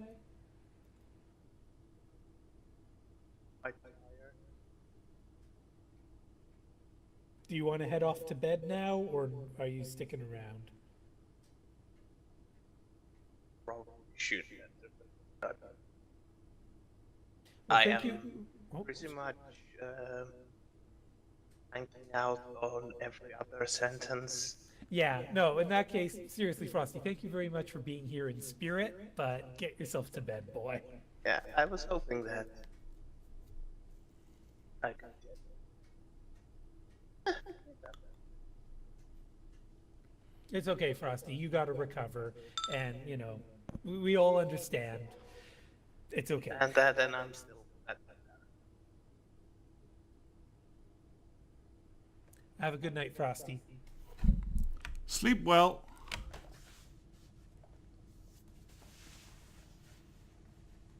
Good night, Frosty. Okay, so Grim shuts the door when he comes in and quietly says, they don't need to see the box, as she kneels down to pull the box out from under the bed. User disconnected from your channel. So, and she's allowing all the other people to monitor this. And she sets the gun on the bed.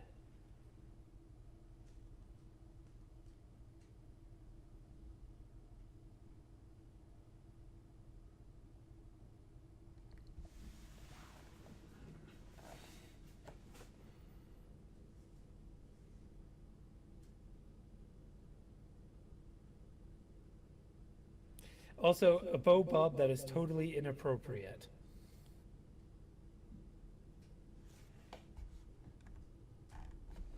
I don't know if any of you are keeping up. Yeah, with I don't have BBM here. What? 1 second. I'll just let you know. Bo Bob said 86 the both of them. Speaking about Parson and Davy. But Grim Awesome. Grim says, so Wolf, about that whole security thing, she will pause for a moment. I hope you're not planning on treating us to any lunch dates like our mutual friends, she would say, leaning back against the wall. She's close enough to the door to put her left arm to shut it if he goes for it. Okay. You'll see Wolf Davy basically chewing on his own teeth as he stares you down, Grim. And he just he stays silent for a moment and then says, you have something you want to say.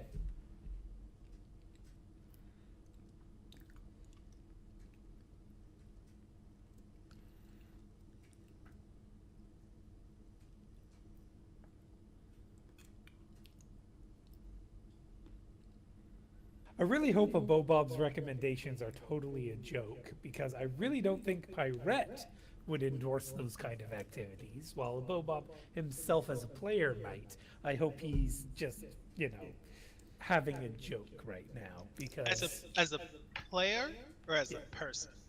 Yes, because none of you know where to claim the contract, even if you decided to kill Parson. Sure we do. We bought a copy of it. That is true. We could maybe go to Alistair. Right. I believe Alistair also explained that he didn't get all the details that he would expect a normal contract to have. That basically the payment would be pending on successful job completion. Basically, there's the promise of money, but no guarantee of money. Depending on what happens here, there's no guarantee of money either, so we'll see how it goes. Well, yeah, that's... Basically, as GM, I'm hoping all of you realize I'm giving you something better than guns and bullets. Giving you leverage on a politician.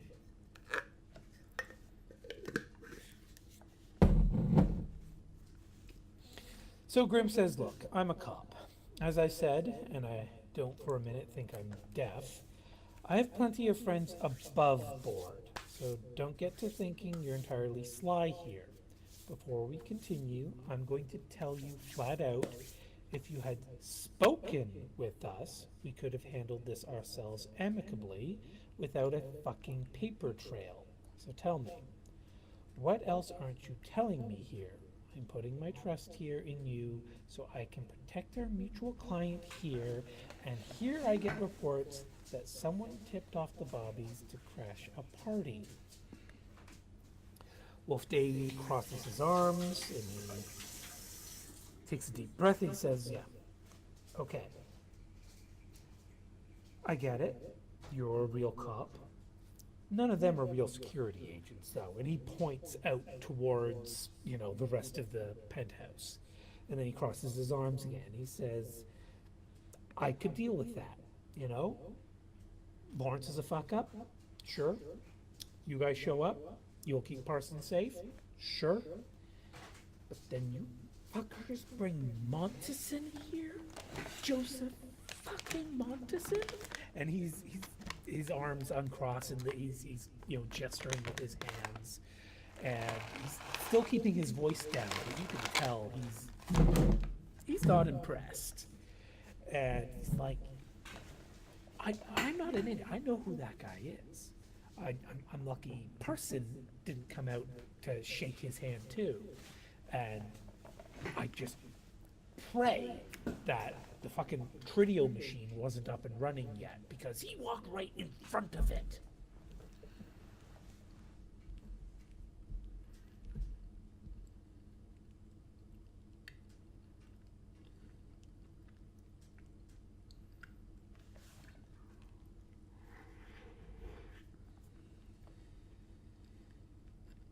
Andre, would you like to roll Pyrette's Composure for her?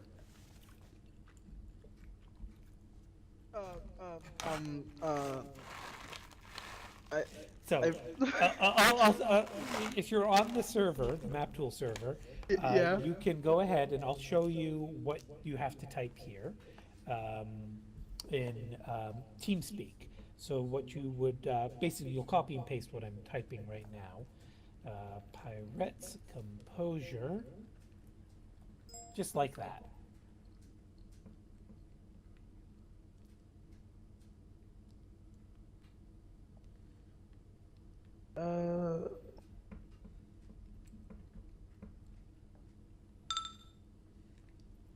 One hit. Would someone please notify a Bob? Not my fault. It's okay. No, don't worry.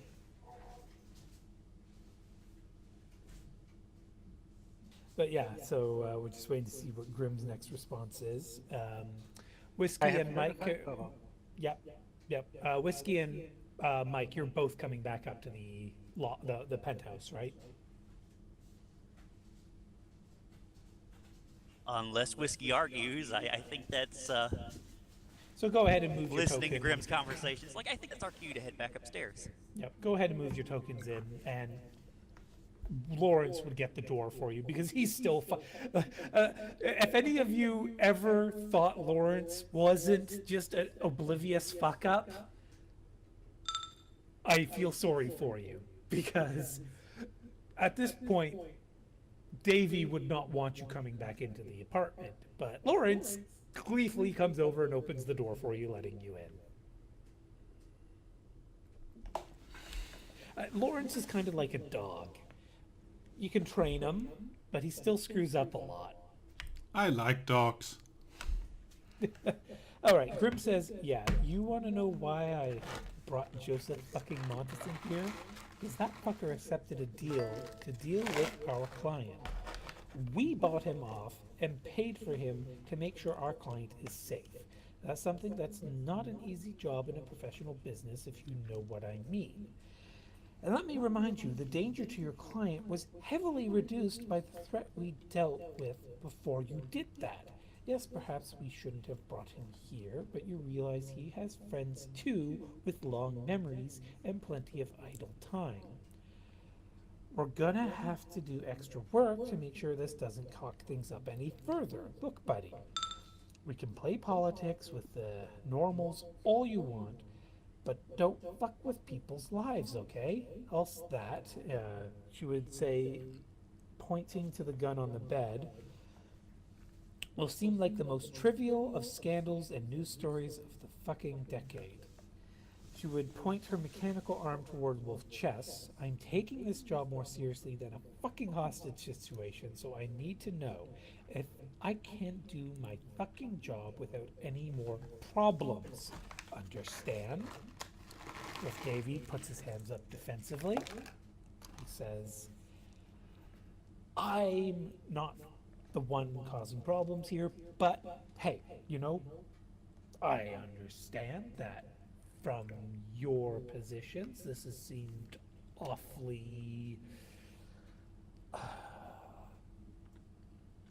cloak and dagger, I suppose. I mean, I get it. None of you are politicians. You don't know what goes on behind the closed doors that run this city. This, one of the top 10 cities in the whole world. Okay? Like, people talk about how, how much stress a CEO of some corporation has. Well, guess what? The City of London is a corporation, okay? You know, so, oh God, I love Parson, okay? He's an amazing man. He's done amazing work for the City of London, for the country of England. And I do not want anything to happen to him. But his career still matters, all right? Yeah, I get it. If he's dead, his career doesn't matter, blah, blah, blah. I get what you guys are saying. And as he says, I get, he motions to his forehead, he motions to you. He motions to his forehead, he motions to you. Grim, are you interrupting him, or are you going to let him finish before you talk? Okay, she's going to wait. And he says, like, I get it. But Parson understands that his responsibility is bigger than just him. He knows that he means something to the people of this city, to the people of this country. And he's not about to give up on that. All right? So you do what you have to do. I will cooperate to make sure everything goes off without a hitch for this election. But I want some level of mutual respect from your team here. You bring Montison in. You never talk to me. And I sure as hell know you didn't talk to Lawrence, because he'd be blabbing about that in a heartbeat. So, but you know, don't misinterpret me here. I don't want you telling Lawrence something like that. Just, I'm fine with him being out of the loop. He's a trophy anyway. But talk to me first. You know, just, you're here to protect Parson. I'm here to protect Parson's legacy. Let's work together, please. And does Grim still say what she was going to say?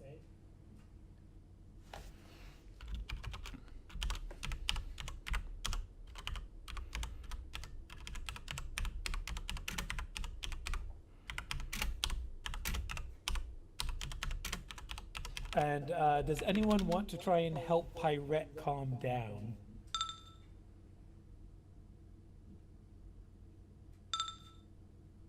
So Grim says, I get it.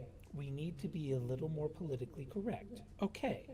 That's why I take my smoke breaks outside. I don't dress like an undercover street rat.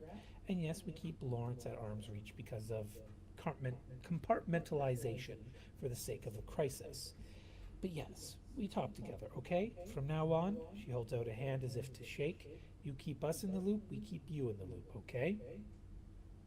Wolf Davy will nod, and he'll shake. Prodigy at this point will send a text to Grim being like, are we going to keep him fully in the loop? Or are we keeping him on a need-to-know basis? Bear in mind, Grim won't be able to reply to you until she can do some texting. She doesn't have a direct neural interface. Well, in the meantime, since Mike's in the right area, and probably has the best skills for it, all right, come on, Pirate, breathe. Sorry, I missed. Pirate is angry? Pirate's hyperventilating because she thinks everything's gone to shit and you're all going to die. Okay, so she has a panic attack. Which, to be fair... Sorry, is whiskey coming up or not, though, El Diablo? If she's informed that Pirate is having such an attack, then she can come up, yes. But is she informed? She's sending her panic attack over comms. Alright then, yeah, whiskey's coming up. Yeah, basically it's along the line of, what the fuck is going on and what do we do?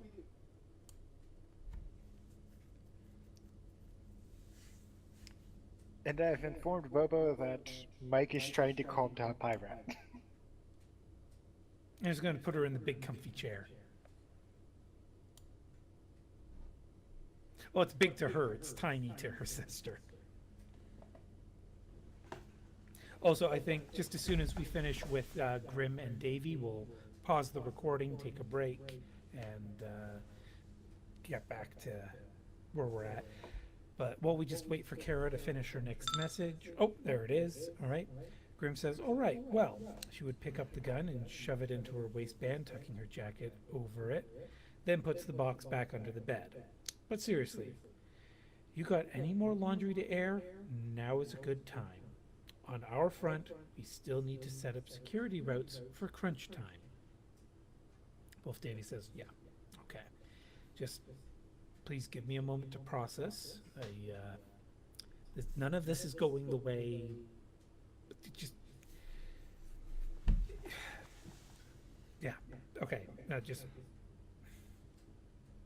let me finish working with Parson, and then you and I can have another conversation, and I'll get you up to speed.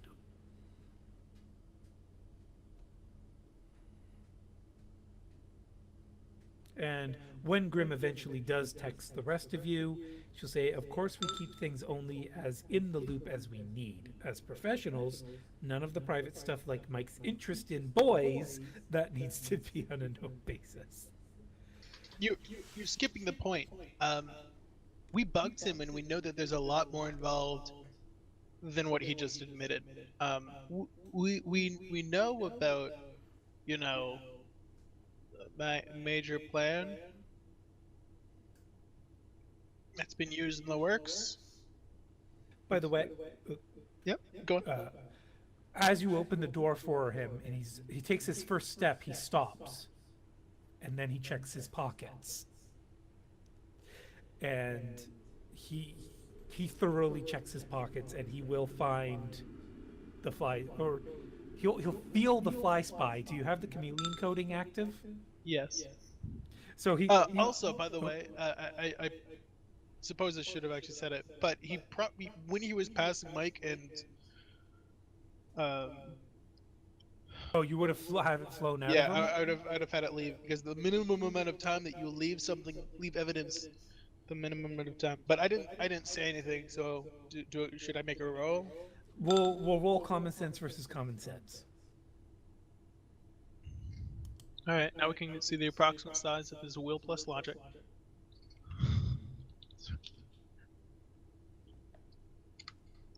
Unless this is private to make it specifically because I said that.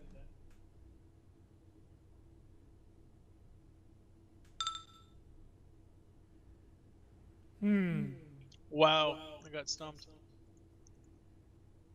Oh, Prodigy, you weren't quick enough.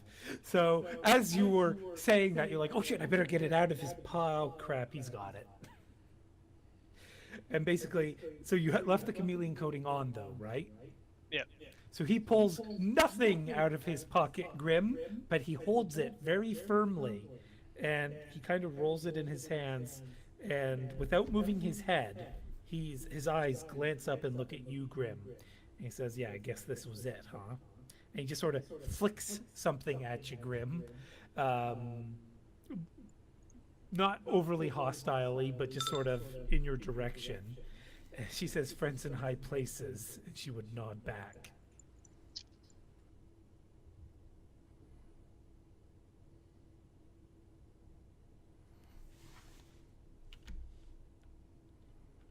So I imagine, Prodigy, you have it fly and make its way out again.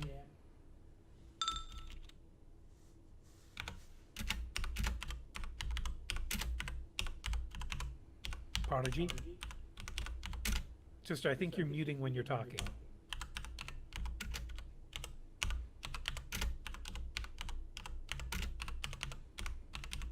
Twister. I fucking did it again. I just did it 3 times in a row. Yes. Yes, Prodigy would have it fly out the room and land on Good. Max's shoulder. Wait, what? Yep. Oh. And then basically sit it there and wait until, well, maybe not his shoulder. Are they literally still in here constantly? Yeah, basically they only leave to like go to the bathroom or to check something with the Tridio guy. But yeah, he's in crunch time right now. Okay. He wants everything to be perfect. In that case, he probably would place it somewhere like in a corner where you can see, but it's not necessarily going to be potentially touchable. So up at the top of a bookshelf. Yeah. Okay. All right, so anything else we want to do before we take break?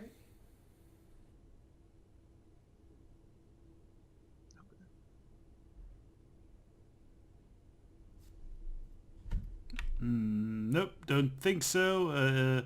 Assuming Pirate is calmed down a little bit by Mike and Whiskey. Well, we'll assume so, even though Bobob might claim otherwise. Yeah, it actually just occurred to me, given Mike's relationship with Sybil, I'm not sure if he's the best person to calm her down right now. And given Whiskey's rivalry with Pyrette, like, honestly, the best person to calm Pyrette is a vampire. Well, it is a family. It is a nice sibling rivalry. It's not very severe, so. From Whiskey's perspective. Meanwhile, in Pyrette's perspective, is, oh my god, I wish I was as tall as you so I could punch you in the face. Oh, that kind of says something about Pirate. That the best person to calm her down is a vampire. To be fair, the vampire is actually a very lovely young lady. True.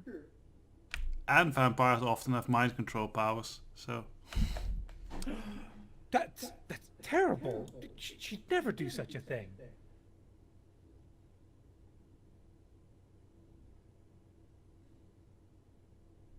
He totally would, I think. Not my character though, so. Okay, so yeah, I guess we'll take a break now. We'll be back in about 15 minutes. I'm hoping that a lot of you have come up with some ideas for how to get ahead on this. Indeed. But sorry, someone was going to say something? I was just gonna say, not any ideas on how to get ahead of this. I'm terrible at scheming and that type of thing. And yet you're a GM. Yes, and my plots are always pretty straightforward. Until I play your game and muddy the waters. I mean, you kind of remember what happened when we did that one-off D&D thing. Yep. But hey, that's just me. All right, so who else wants to do what on the rest of today? Sybil is still waiting on word from Persephone. Yeah, she's going to be waiting a bit. Davey has said he has more to say. I'm going to give him a chance to say it before I do anything rash. In the meantime, I guess we actually probably should do our security job. Yeah, so Whiskey pretty much, once Pirate has calmed down a bit, and Whiskey probably complains about politicians and that shit, she probably goes about her patrols, kind of going every once in a while, switching between the front lobby and the vestibule, as it were. Okay. Eventually, Wolf Davy will, finish working, catching Parson up on all the stuff he has to do, doing all the administrative assistant stuff he needs to. Grim, you'll be done in the bedroom, right? And you'll just be watching Parson again, I guess? Okay, I'm just gonna, yeah, perfect. But eventually, Davy will send you all a text message, basically, to meet in his room, and he'll talk with all of you in private. Oh, not on the roof. That's if we don't like what he has to say. But I'm coming up with so many, what's the word for it? One-liners? Yes, that's the word.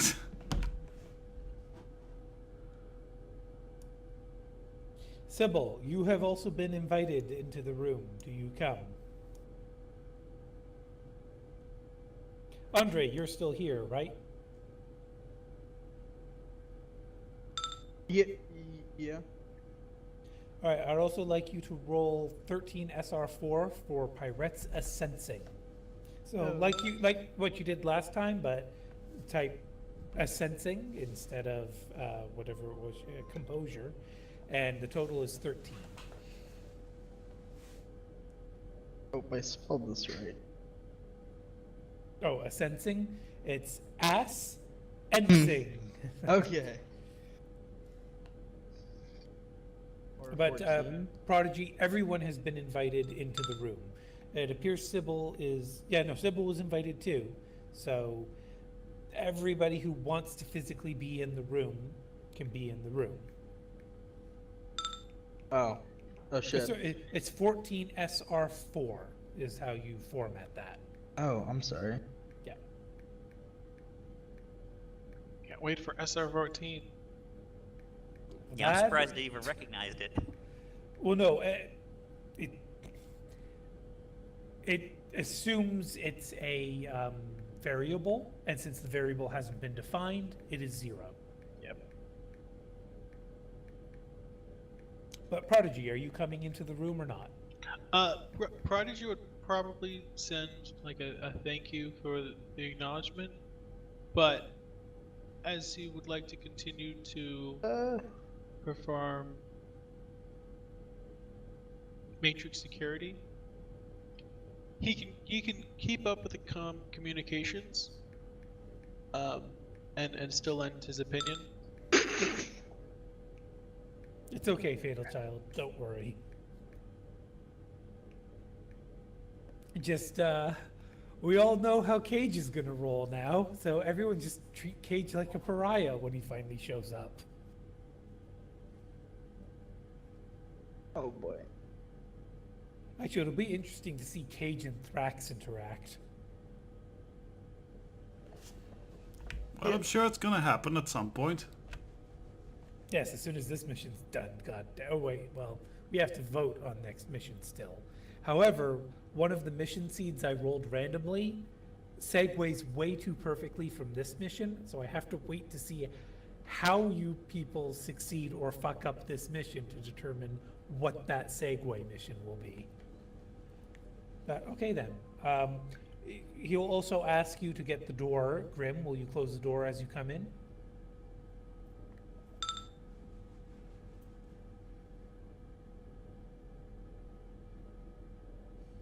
All right, he'll thank you all for coming and say that he understands. User in he your hasn't channel been timed out. the most cooperative with all of you, but well, he found out that you're what by Fatal Child left. Timed out, so he lost connection. Okay. But he'll say, yes, he found out you were all Shadowrunners, and mercifully, none of you have such immense careers that you'll destroy Parsons' career by being here. But he really believed this whole murder plot thing was a scam cooked up by whoever it was that, which one of you convinced Lawrence to let you in here. And that, you know, as time went on, he realized, yes, the threat on Parsons' life is legitimate, but he, even though he's in this room here now, extending the olive branch, he wants you all to understand it's really difficult for him to trust any of you, because he doesn't mean that to be insulting, but you come from a different world than he does, and he's doing his absolute best to make sure that Parson wins this election. And he's trying to compartmentalize, and he respects that he may have made some mistakes User with in your how he's channel is treated all of recording. you, but he hopes that you understand his point of view in this, is that you showed up declaring a death threat the same day the note appeared. The timeline didn't make sense. And so he'd like all of you to just admit you're the ones doing the stupid death threat notes, and to stop that so that Parson can get back on track with the election. I'd love to be able to do that for you, but I think I can speak for the entire group here. Not us.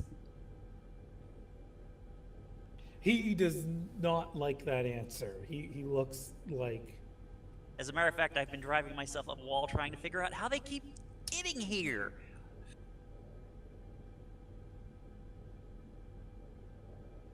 Aye, the notes were not what tipped us off. Grim says, look, you're also asking us to trust you and to not be thrown under the proverbial bus when we're done, too.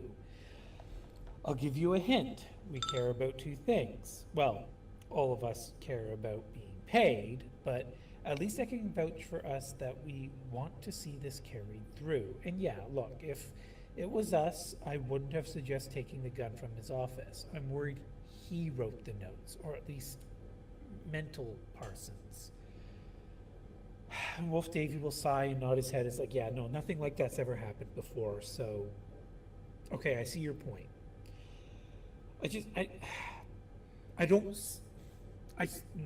And he's like really frustrated because he's trying to find the words, which is something a politician should always be able to do, but he'll just flat out say, this is completely fucked up, all right?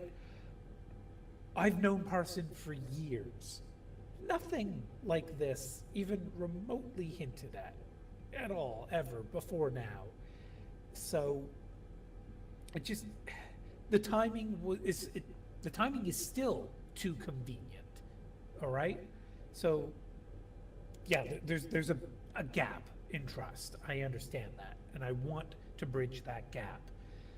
But the fact that the first note showed up the same day you did, like, you all have to admit, that's incredibly fishy.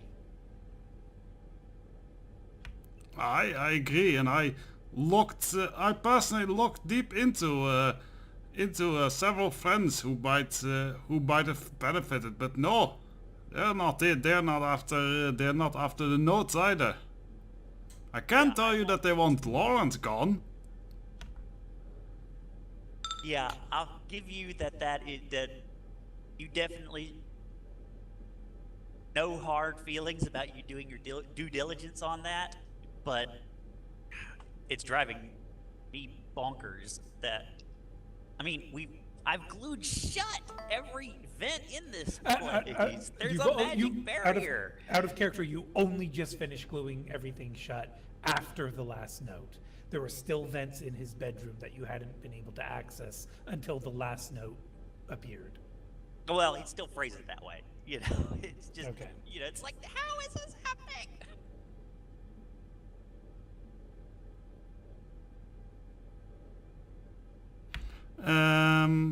I'll also text to Mike, and should we tell him about that we know about the weird genetic things that Parson has?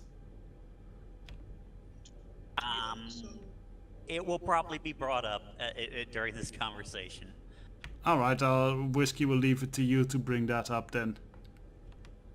Prodigy, you want to add something before I read Grim? Do we also let him know about the secret encoded messages in every note? Because I don't think they've got those. I'd imagine that all goes together. Yeah, and Whiskey will not mention Alistair's name. She would have informed Wolf before that Alistair was kind of the person who instructed them. But after he just arrested Montesan, she is not going to spill his name. Okay. Grim says, yeah, and dementia creeps up on old nuts without them seeing it too. I don't understand it either. And yes, that's highly suspicious. I wonder if we're not a sort of mental trigger for him or something. Some kind of twisted mental fight or flight response. I hate to be a fucking cliche and pull the Sherlock card, but you know, the whole thought he might be responsible isn't as wild of a possibility. The notes talk about some fucky game, but they are beyond horribly suspicious and hint at things which make my stomach churn. And Wolf, you know, he's basically pushing his forehead because of like a throbbing migraine. And he says, I get that. I get the notes are probably him or whoever this other him is. I don't want that to be the case, but I get it. But still, the timing. Lawrence is way too much of a fuck up to pull this off. I know that. I have zero worries about Lawrence's involvement, other than him potentially costing us the election because he's a fuck up. But Sybil holds up a curved tablet, which is stating that early on we suspected you for the yeah, notes. and I suspected you. Like I said, there's a trust. I still gap. suspect you. All right, I'm trying here. All right, and I know it's fair. I'm still suspicious of you. You're still suspicious of me. It's fair. I can deal with that. None of us trust each other. Okay, but we're all here for Parson, right? And like he says that sternly. Like he wants to make sure all of you are here for Parson. And at that moment, we hear a gunshot from Parsons' office and see Lawrence running away gigglingly. Fuck off. Prodigy's still there with the gun. A laughing mask over his face. Wah! And then, That's a very bad Frosty imitation. We did happen to notice that there's been some hidden messages. There's been a hidden message in each one of these notes. I'll pull them up on an AR feed, and do any of these things mean anything to you in particular? You've known him obviously much longer than anybody except for Parson himself here in this penthouse. All right, so out of character, I just have to actually reread the notes. So we are one. Remember that you have to die or know thyself. Know thyself. And carbon copy.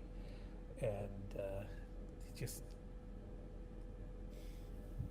And it's repeat carbon copy. that. Okay, this isn't doing a lot to help that whole trust thing I was just talking about. You get that, right? Like, you all see how suspicious this is from my perspective. Please tell me you get that. We're working on it, but we are trying to share now. We can actually show you where all these messages came from in each note. We can. The messages within the note, I think, is what he's saying.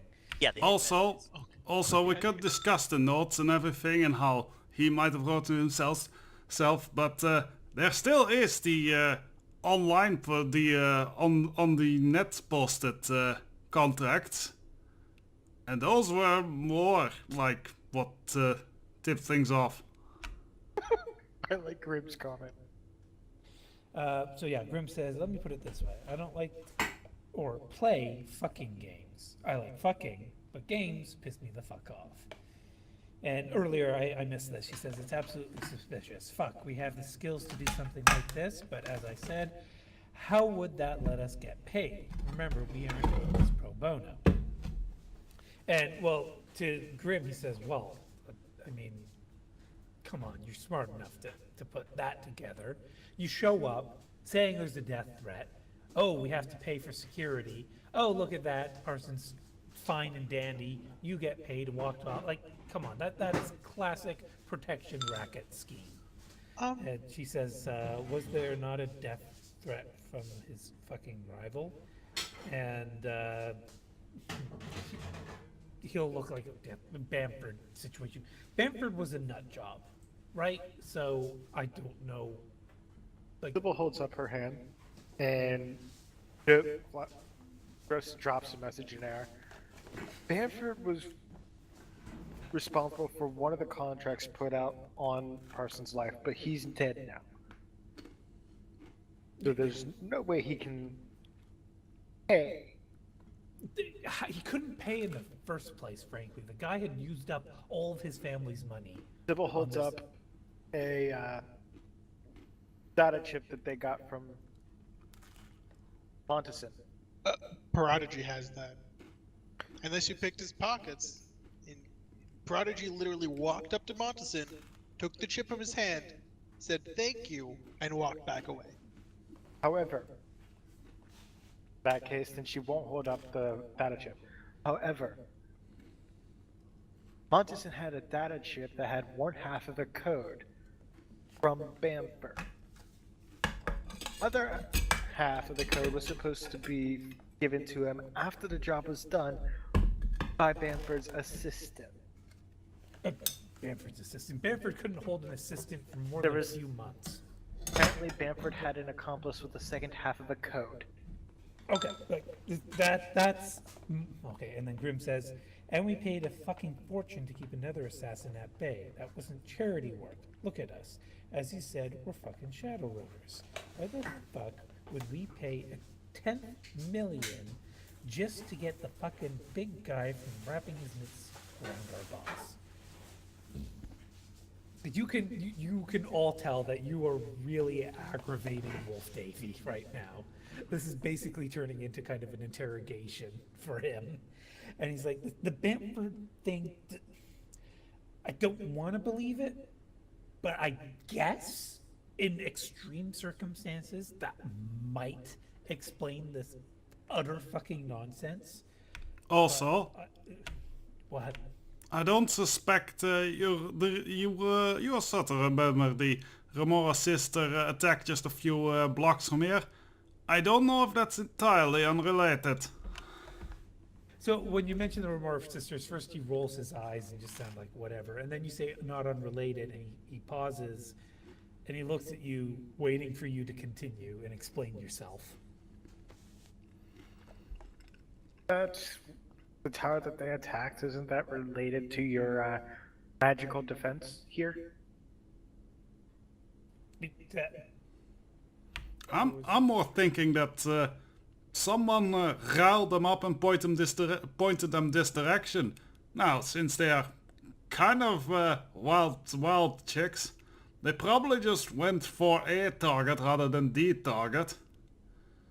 But yeah, I don't think they're attacking around here just now is just another coincidence.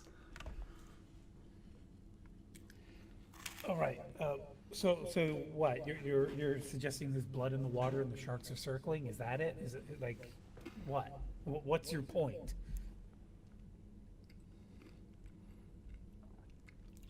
My point is that I think whoever is the mastermind behind all of this, we haven't outed them yet. The use of the word mastermind, you get a really incredulous look from Wolf, and then you're like, so Bamford isn't the mastermind then? Weren't you just saying it was Bamford? Bamford may have had a benefactor. Someone putting forth the money. Using Bamford as a scapegoat. Okay, now that's a lot more believable. Bamford as a pawn, I can buy that. But However, Let's face it, would you call his mind anything like masterful? no, exactly. Okay.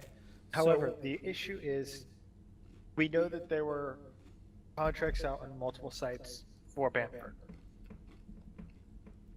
One of them was given to Monteson, who we paid off to not do it because he wasn't sure that he was going to get his money from Bamford, because Bamford is dead.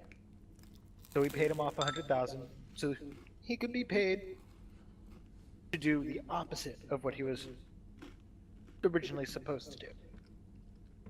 That was his thing. If he got paid, he would do the job that he is actually paid to do. So we paid him up front. 100,000, protect him beats nothing to do job Bamford wanted. At which point, Wolf says, yeah, I already spoke with Grimm, or whatever name she's using. He still uses the names you all signed up with. I get that. You should have, okay, you weren't trusting me, I get it. I don't trust you, you don't trust me. You didn't want to tell me about the Monteson thing. Still, I can't believe you thought of bringing a criminal that well known into Parsons' home. Regardless of that, Grimm raises her hand. She says, look, sorry, I get it. We're suspicious. I don't want to stress you out more than we need to here.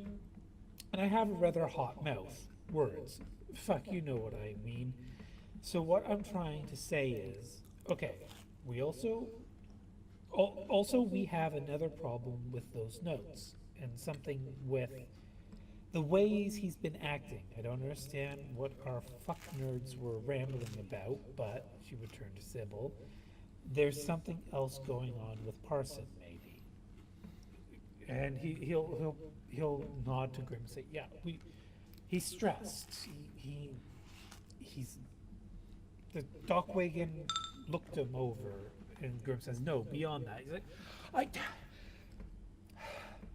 you can tell that like this is really like the thought that there's something wrong with Parson is really, really hurting Davy on a personal level. Like the thought that, you know, Parson might has Alzheimer's or something like that. Like it's heartbreaking for Wolf Davy. Like he's wearing his heart on his sleeve at this point that he doesn't want there to be something wrong with Parson.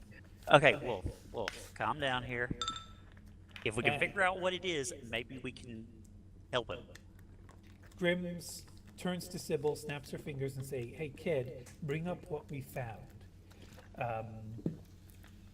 Dave, you say, but before we got onto that, you were saying a mastermind using Bamford as a puppet, multiple contracts on Parsons' life. Right? Yes, and we are taking care of 2 of those contracts, and I hope you intimidated Montezon well enough, because those contracts might now be back on again, now that you know. Okay. Yeah, Montezon was going to get 2 individuals known as Aidan St. Clair and Otter Chalice off of the assassination. However, with the arrest, that might not happen. Now we have 2 more assassins back on the game. It's just Parson made a lot of enemies when he, quote unquote, betrayed the Lord Protector's office. I was under the impression that all of them got rounded up and dealt with. I mean, it's possible that some of them are coming out of the woodwork. Oh, real quick. Out of character, was it revealed yet about the nanovirus thing? You know, you've been busy actually. You've been distracted. You were waiting for Persephone to get back to you. You could have learned about it then, so you can know about CFD now. And she would also bring up. He would look a little guilty after looking over at Grim because of Grim stabbing her finger at her. And look a little sheepish and say, we kind of also got some medical data on Parsons. And suddenly, his expression of, I think I may have just cracked the case, turns to absolute anger and disgust as he focuses in on Sybil. Grim says, friends in high places, and she holds her hands up to stop Wolf. It seems that he's got a lot of cloned organs. A lot of cloned organs, to the point where he might not be himself anymore. Shut up, fuck up. You don't know what you're talking about. Then explain it, please. And remember, I really don't enjoy getting any more suspicious than I already am. Cracking knuckles. And Grim says, look, bearing the issue, that aside, there's a problem related to that. And there can't be... Doc Wagon assured me everything's fine, the organs, everything, he's physically healthy. There's no physical problems with him. Sybil drops a message in air. There's a new thing that's been a recent issue called CFD. It's where nanosurgeries can actually cause a nanovirus that overwhelms the brain and takes over the personality. Kind of like a split personality issue, only one takes over. That's the most outlandish sci-fi bullshit I've ever heard. She's gonna post the information she has. And Okay. I'm wondering if they're scientifically backed. Yeah, but he's not a scientist, so it's still gonna look like conspiracy theory nonsense to him. And he's just basically gonna flip through it a bit and then push it aside and say that can't be it. He doesn't have any nanotechnologies in him. Even something as minor as, well, during the organs. That's why I They're brought that up. not nano organs. They're genetic. They're biological. Doc Wagon said there's nothing wrong. Why does he have them? I'm not telling you that. That's a Suspicion complete- rising. You can see like he's actually getting a bit of like tears welling up at the edge of his eye, like his eyes are getting glassy as he looks at you, Whiskey, and says, "That crosses the line. No." Can I ask about the gene mods then? He's a politician. They all get them. I've got a few. Yeah, but I don't think most of them go for reflex enhancement or damage resistance. Wolf Davy will look at you like, "What the fuck?" Like that's a surprise to him. Grim says, "Yeah, it sounds fucky, really fucky, but pour over it. We kept that quiet because we're not sure. We are trying to explore any angle we can. Forgive us for being thorough here, but no offense, but just like you want this to work, we want this to work here too." And Wolf Davy at this point starts pacing, basically, just a little bit in his spot. And if nothing else, this could also possibly explain why Parsons is acting different at times. We honestly have no clue what that is with him.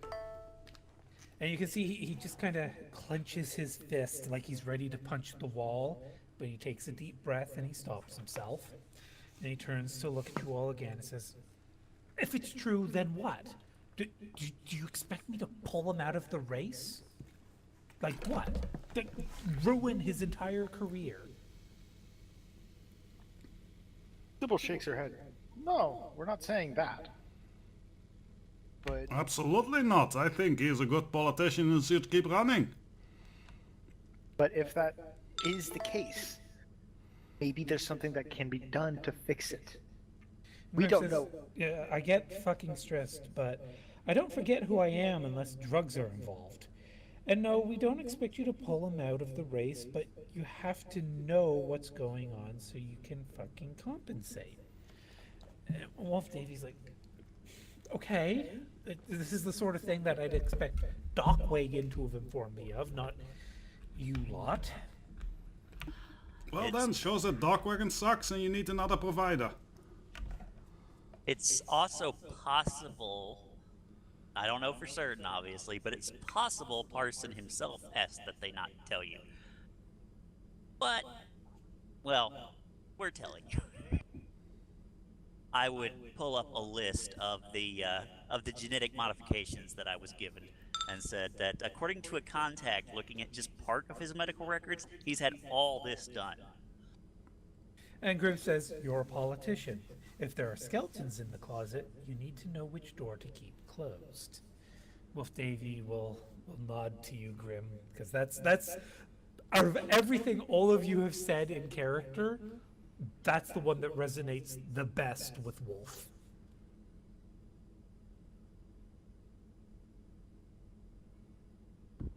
So yeah, we know that he's had a lot of owned organs. You don't want to tell us why, I'll accept that.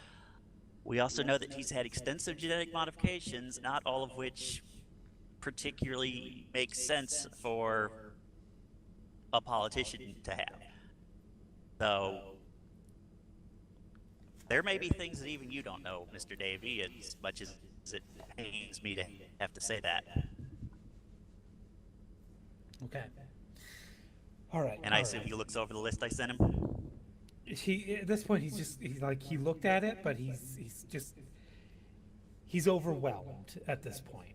He feels like he's being attacked by all of you and all these facts and all these theories, and it's you can definitely read on his face. He's not hiding just how fucked up this whole situation is making him. That's the other reason we tried not to get you involved. It's not fun.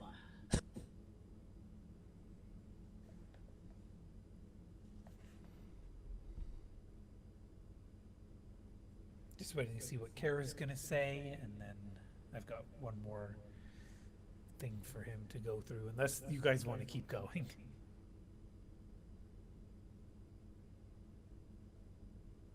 I think he needs some time.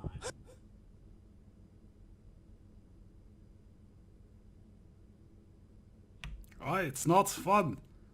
Especially if you want to do this the whole neat way that you guys prefer doing it. If it were up to me, I would just beat the information out of everyone here, but that apparently is not proper. Grim says, look, if you need us to do something specific to make this easier, yeah, we're here to do our job. Not trying to make things harder on you here, but yeah. Without good intel, you can't make the best informed decision. Isn't that why you folks spend billions on political research before getting the fucking napkin colors changed? I think that'll cause him to give a slight chuckle, but he'll swallow that and just be like, all right, well, can we do a little bit of the two-way thing here, please? Like, how did you end up coming here the User in your day channel the is first recording. note arrived? Like, User in your channel timed out. explain to me who told you to come here, because it sure as hell wasn't Lawrence. And Grim points to Whiskey. And he'll look at Whiskey with like an even more confused face, because as far as he's noticed, Whiskey's been like one step removed from Lawrence. And User Sybil's entered also your looking channel. at Whiskey. Alright. I have a friend in an allied party of yours. He might have some background in the shadow communities. He came across the whole kill order online. Why the He fought fuck me, haven't put you together a group, and that's it. At least that's what he told me. Where the fuck is he then? Why have you dragged him in here to like grill against the fucking wall?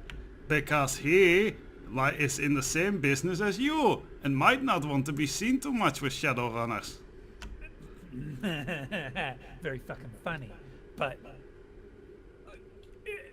if everything you have told me is true, and everything you've told me is everything there is to know, I'm gonna say it's that fucking guy, whoever your friend is, in this friendly party.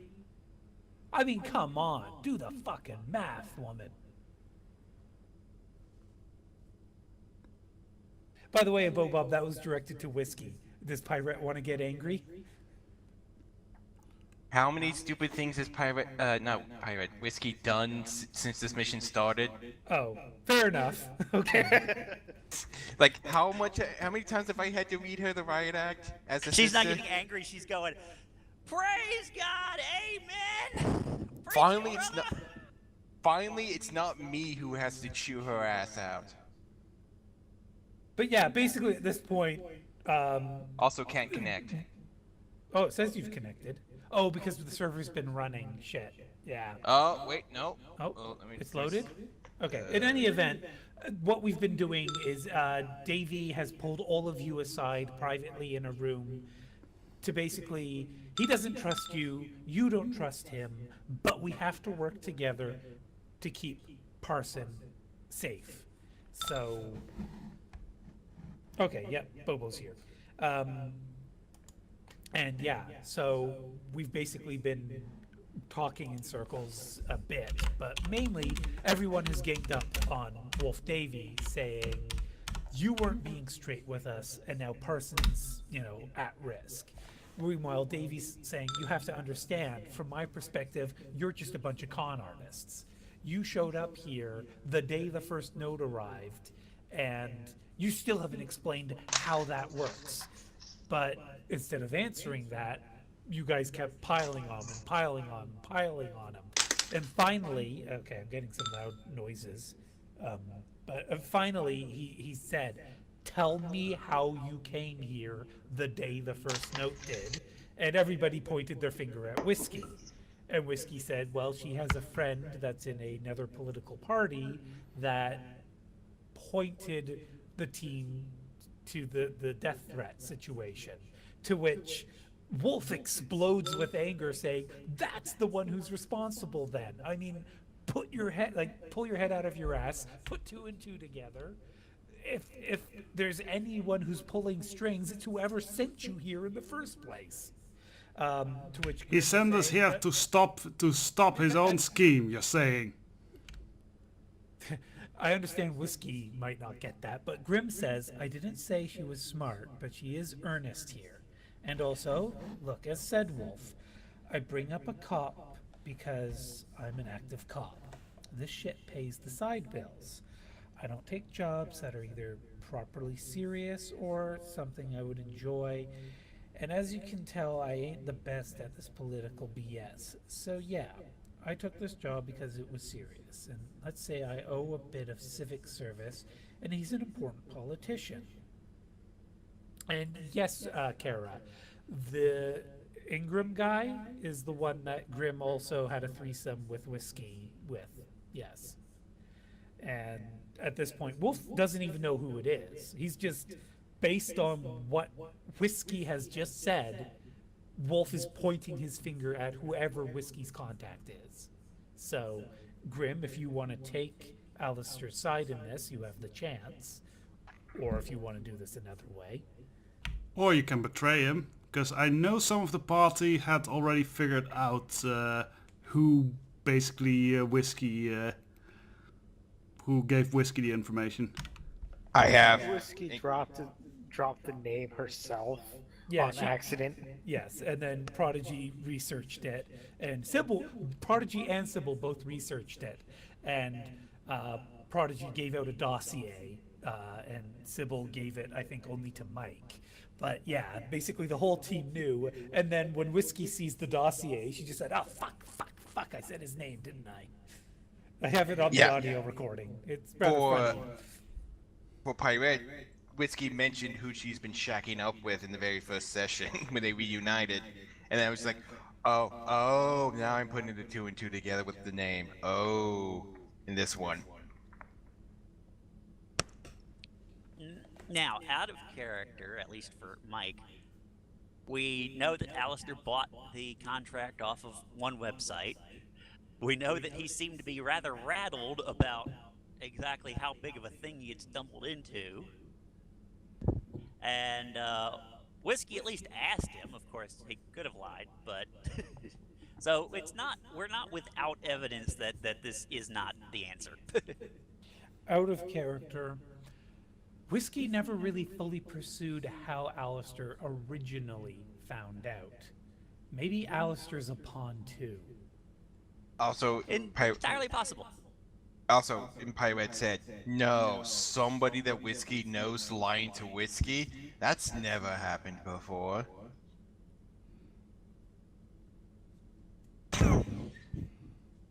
Yeah, it'd be like somebody. Look, it's not like her own sister pretended to be dead for years or anything. Yeah, no, it's almost like everyone but her parents have lied to her. Recently. You don't know that. Recently. And Grimm says, and full disclosure, because unlike her, I'm not going to beat around the bush. That guy isn't a mastermind, but he's got his fingers in dark holes. Sorry. He's got his fingers in dark holes. Something he wouldn't probably jeopardize trying to fuck with him. And he wouldn't send his fuck toy, thumbs towards Whiskey, on a suicide run. Prodigy would drop a note to Grimm, adding that if he was behind this, he wouldn't actively attack his chances of success by sending us over here. Also, If he did put his fuck toy out here, he won't have a fuck toy left. To be honest, probably I think we need to investigate him more, but probably the best evidence that he's not the one pulling the strings is the fact that he could have just left Lawrence to try and handle this. And I think even as badly as you believe we've handled this, we're still an improvement over that. Right? Well, Wolf Davy will nod and totally acquiesce to that. He's like, all right, fine. So, fuck, maybe the fucking death threats aren't real then. No, maybe it was all just a fucking wild goose chase. I don't know. If I may say, I think it was told that the guy wanted, and this is out of character. I think Alistar sent us here because he wants Lawrence's job. Correct. Oh, That yes. was revealed out of character. Yeah. But now Whiskey knows that he wants Lawrence's job, because... Yes, but she hasn't revealed that to the rest of the team. yeah, indeed.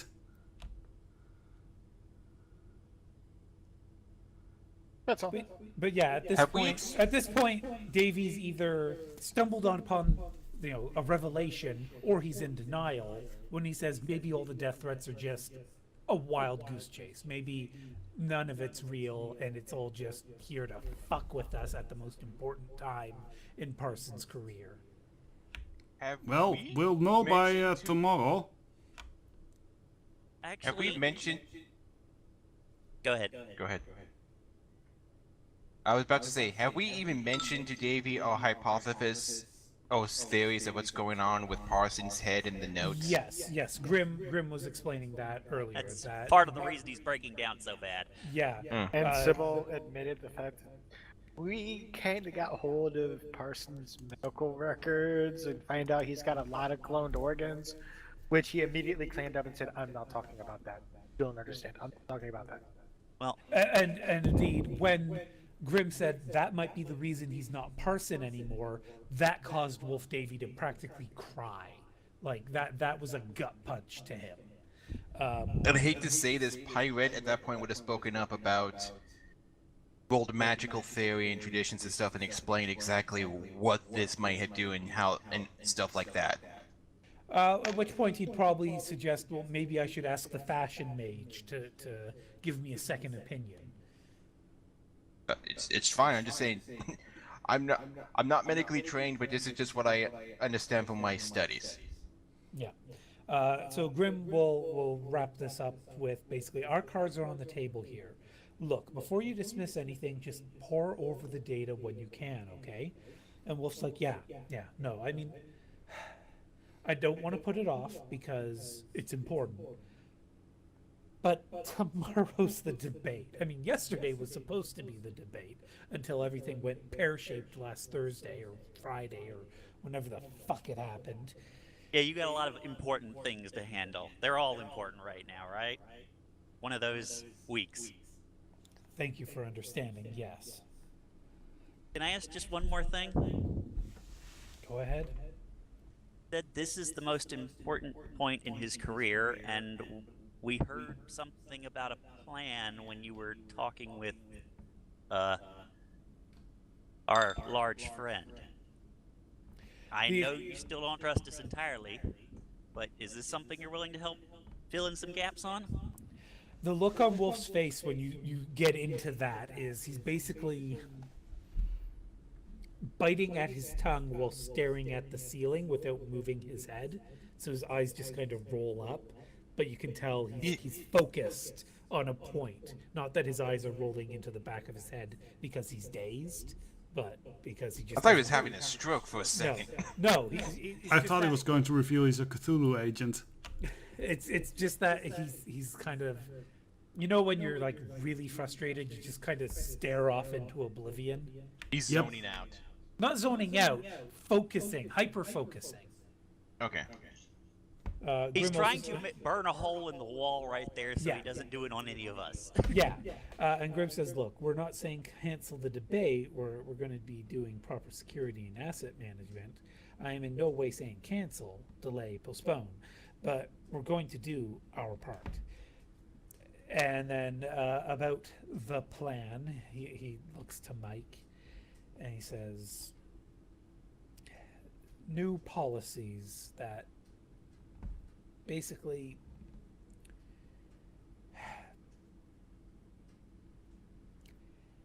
person wants to move up in the world, and we've been at this for years and he's done a lot of great work, but he's gonna make some proposals that they're gonna get a lot of resistance. There's gonna be people who will buck at them, and he's gonna up his game.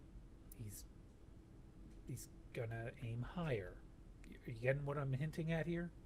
He's gonna Mike run for nods. vice. He's gonna run for prime minister. That he'll look to Pirate and just kind of shrug with a half smile on his face. That's not a secret plan. That's what every politician tries to do. Yeah, but they try to do it legit. And Grim says, okay, question. Does anyone outside you two know of these plans? Because if so, that sounds like something a big fucking damn target on his back. And Wolf Davies says, well, until you came in here, I had assumed that, no, it was just the two of us. But, I mean, my first assumption when all of you showed up and that death threat showed up was that maybe it was related. But then you started talking about the stuff that makes me think maybe the Lord Protector's office. And then you, he points at Whiskey, mentioned your goddamn friend, and I think maybe it's that guy. So I don't know. Wait. Can I make a memory roll to... because I obviously remember something out of the conversation with Alistair. Can I make a memory roll to see if Whiskey remembers this? Well, what is it that you're trying to remember? Well, you said there was a point during the talk with Alistair where he said that things were better under the Lord Protector's office or such. And now that he mentions that this might be a scheme of the Lord Protector, that might click some things. You read it as that, but I didn't say Lord Protector. I made a little innuendo, and you read that to mean Lord Protector. If you think Whiskey also read that the same way you did, you don't have to roll memory. That can just click for Whiskey if you think. Also, Grim, can I make a logic plus intuition to see if Grim gets in character what I'm thinking? What are you thinking?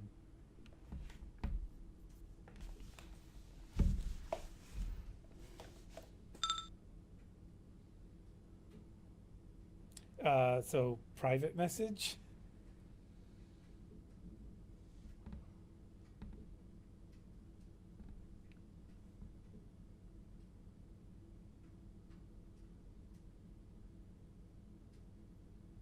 Yeah, go ahead and make that a roll if you'd like.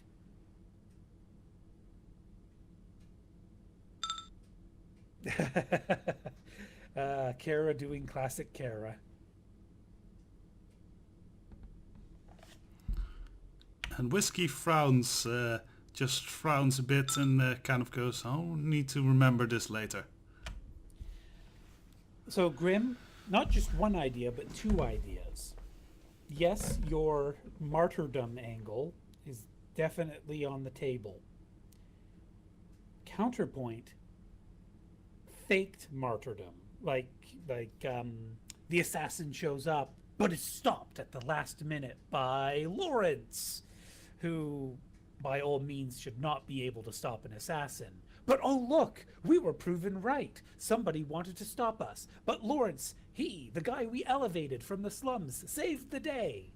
And I don't know if any of you caught it, but Parson yelled at Lawrence last session and said, you remember your part in all this, right? And Lawrence's reply was, yeah, I stand next to you. And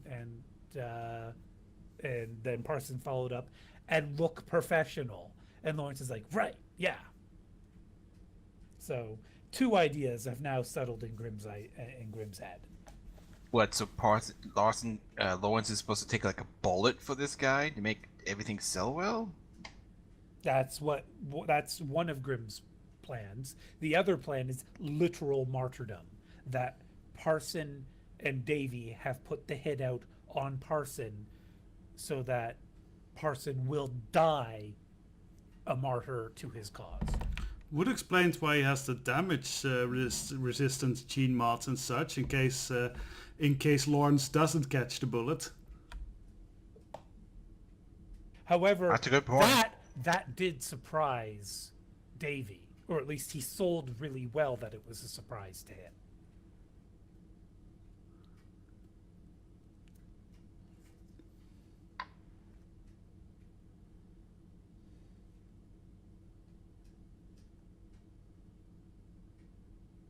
Twister, you've been very quiet for a while now. Have you been parsing this data? Ooh.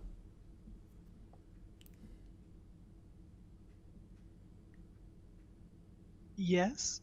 I also decided to lay down, so I had to crawl across my room to get to my keyboard to press mic on. Wow, okay. I guess that means you're ready for bed. Well, I just being a spectator, I suppose, is the phrase. All right. Grim says, okay, Wolf, just for a moment, let me ask you this on the level. Now, I'm going to present you an obnoxious hypothetical here. Propose a gene-crafted hero, let's call him Hero, made just for a job.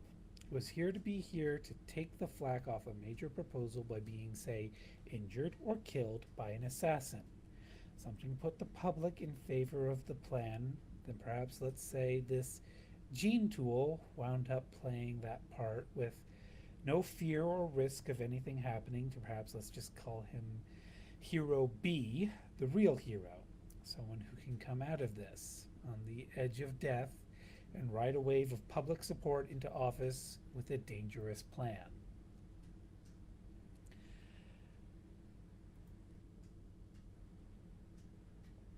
Okay. I think that's actually how we're going to end tonight's session. Because Grim saying that out loud at Wolf Davy, it's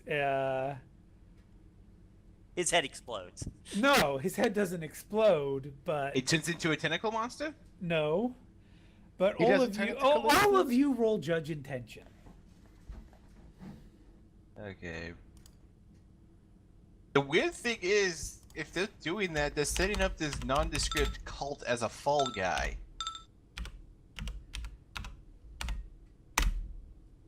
What's Shadowrun? I had it up. Ooh, good roll for me.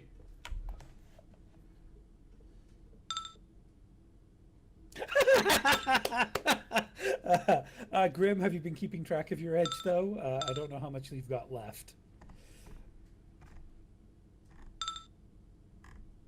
Okay. Wow. That's there what it happens is. when you start with 5 and haven't used any yet. Okay. I still gotta roll mine. I just took me a while to get Shoma open for some reason. Thought I had it open already. Guess I rushed through everything and just didn't open it. Judge is 8.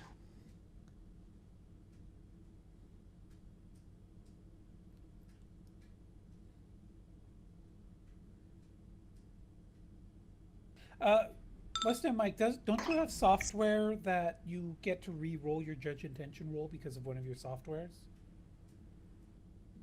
I have lie detection software, and that is rolled separately. I figured you'd be sneaking that in the background since it's only for lie detection. Unless you're talking about the empathy software. I could have swore there was something else, but yeah. No, empathy software does not give you a judge No, bonus. No. The lie detector software, I thought, was the one.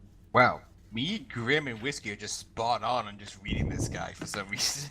But yeah, that one has a dice pool of 8 thanks to my my eyeballs helping them out. So I'm kind of hard to lie to, shockingly. So technically, you could also roll that right now, is what you're saying. If there's lying going on, so I mean, it would just tell me truth or not. Okay, I see. All right. So the cliffhanger we shall end this session on is basically Wolf looking at Grim and saying, "You fucking bitch, fuck," and the look on his face is, "You figured it out." We all owe Kara beers, or whatever her Kara or preferred Grim? form of bribe. Kara or Kara Grim? as Grim. Okay. Well, here's the thing, though. Kara's from Jersey. I don't think there's any good beers in Jersey. So we need to send her some. Okay. Yes, Kara, you have my permission to subtitle this one "Fingers in Dark Holes." Sorry, Twister. So wait, this was the hint that one of us mentioned long ago, that just as an offhand comment, it was actually spot on. There's been several situations that you people say stuff offhand, and a Bob, I'm pretty sure that isn't the one that you said. The one you said still hasn't been revealed. Oh, okay. But still seems weird, though, that I know you said already the cult thing that Pirate identified in this stuff is just a red herring, but it's not taking a point here, but it's part of a bigger thing going on. But they're going to possibly just have this cult be the fall guy? I don't know where you're getting cult from during all this. The painting and stuff. What? No, God, no. No. Oh, you silly Billy. You said that was going to take that was something important, but not. Yes. It was a red herring for this. That is unrelated to. That is the monkey wrench in Wolf Davies' plan.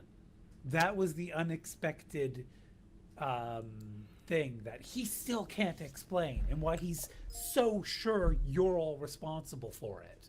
Because you showed up the same day his plans started to get screwed up.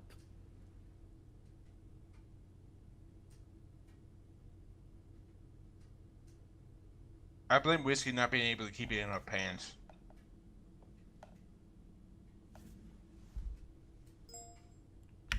Keep what in her pants? Her oversized hyena. Sorry, never mind. No, Twister's still here, and I don't want him to run away. Keeping screaming. other people from We're getting still inside of her recording. pants. The issue is that I completely understood the reference you were making. So even though you didn't Yeah. finish off the sentence, I Well, don't, would you- surprisingly. would you- okay, Twister, plug your ears. A hyena is as We're a still species- recording. Yeah, I know, it's fine. Hyenas as a species, the females have an enlarged clitoris, which they use to make the male submit. Oh, okay, well, that's interesting news. I did not know that. Yes. Now then, as for Wolf Davy, yeah, basically the scheme was, well, do I want to spill it all out now? Go ahead. I I think think, it spelled out. But honestly, I think that Wolf Davy now believes that he's being betrayed by Lawrence. No, With- no. Lawrence is the dumbass. Lawrence isn't in Sorry. on this. Lawrence is literally the fall guy. He's supposed to fall in front of the bullet and die. Nope, With not that the either. revelation that Lawrence has, sorry, not Lawrence. Fuck, Parson has the combat modifications. He doesn't want to die. He doesn't want to take a shot, or he wants to take the shot and walk away from it. Alternatively, he wants to push Davy into the way, and failing him pushing Davy in the way, he wants to survive. The truth is, Parsons in the Confederate American states right now with his sister. He received facial reconstructive surgery and voice modulation. Parson is going to live happily ever after because Parson isn't here. He left a souped-up fucking clone asshole. to take the fall. But of course, you know, he'll claim to come back miraculously. No, I was- no. No. Parson Okay. will die here. Parson will Parson- die here, and no. he doesn't. The real Parson clone will Yes. die a martyr, while real Parson disappears as a new man. And Davy goes on to become big bad top dog. Yeah, he becomes the big bad wolf. Davy gets to, sort of. He was Parsons' protege. He was the one who helped him all along. Parsons' memoirs are released. Oh, look how wonderful Davy was. Lawrence, meanwhile, That's why the fucking pen's a fake. yeah, he took the pen with him and left a duplicate here. The thing is, this will basically, Wolf will just basically slump over against the wall, let himself slide down, so he's just sitting on the floor at this point, limp, as he just tells all to you people in the room that, yeah, this is the plan. And you now all have the opportunity to fuck it up completely. But before you make your decision, understand what that clone in that room over there is saying is exactly what Parson would say, because that clone has all his memories and thoughts other than the ones related to this plan. We used an advanced psychology team with an expensive PAB unit to code the clone to be the perfect Parson for his last few weeks alive. I thought we couldn't rapidly age clones in this setting. This plan's been ongoing for 10 years. Also, if they're just overriding his brain, the primary problem with fast-grown clones is they don't, their brain doesn't start firing correctly. That explains the sudden You're basically degrade. starting with a formatted disk. Well, and that's just, he says that shouldn't have happened. When Doc Wigwin is here both times, I had them check. There's no physical abnormalities. There's nothing wrong with the clone. Physically At this wrong point, with the clone. turns Deb. Pirate and goes, physical abnormality. Yeah, Pirates think say the pretty much in sync, Mike. We're both saying that out loud as we're looking at each other, probably. Grim reaches her fake hand down. Get your ass up. I don't have time for you to cock up the plan now. Now that we know what's going on, you're going to tell us how we get this done and get out this without becoming the next Mortison. Montison.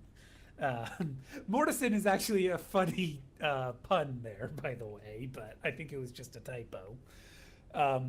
Wolf Davy will nod to Grim and he'll accept her help getting up and say, all right, look, sunk cost here. We spent a lot on that clone and getting Parson his surgery and getting him out of the country secretly. And I know we talked about the 300,000. The clone thinks he still has that money. We don't. So you can't really pay me that much for killing him. You aren't. No. That would make this even worse. Why? And the You were fifth brought plan in- would fall apart. You were brought in as security.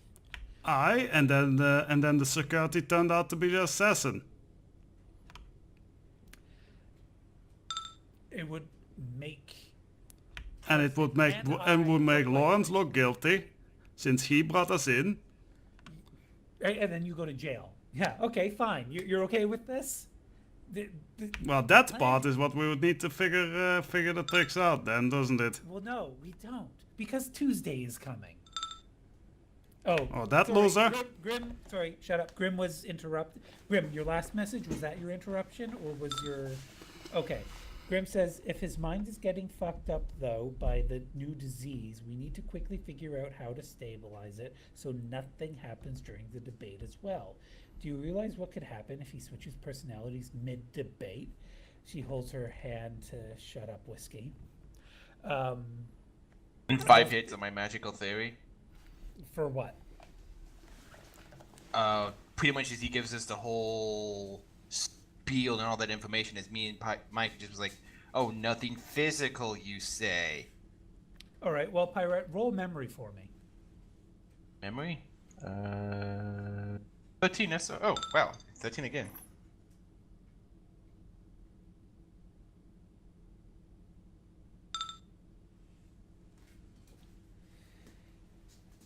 You may have misspent that 1 point of edge. Well, oh well.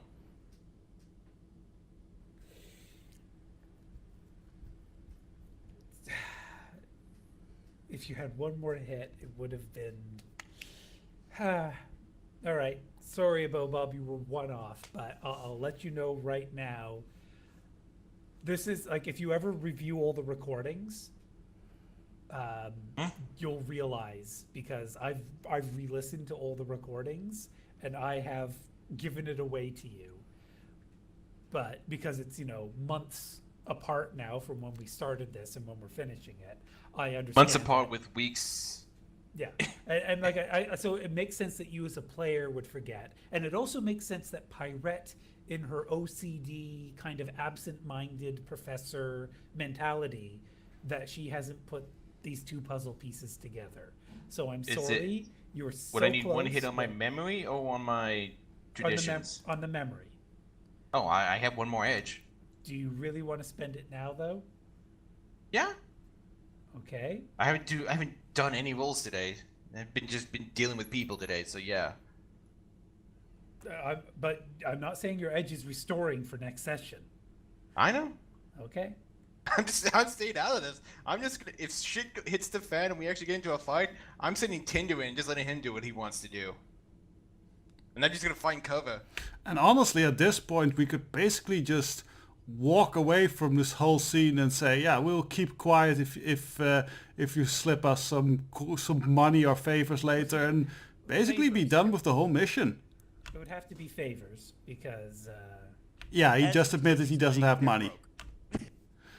So we aren't gonna get paid regardless. By all accounts, we have no reason to stay. But there is. Holy shit! Okay. Do you want me to tell you in private, or do you want everybody to know? Tell me in private, because then I'll role played out as Pirate saying it. And If that's okay with kidnapping, you. we will go. Hi ho, hi ho. What was the password again? This? User was moved out of your okay. channel. User left your channel. I'm also thinking, I doubt this is the case, but could Alistair want to prevent Wolf from rising in power? You'd probably Could that have be some Alistair's research on motivation? Alistair. No, it's probably Alistair. Probably just know about any of this.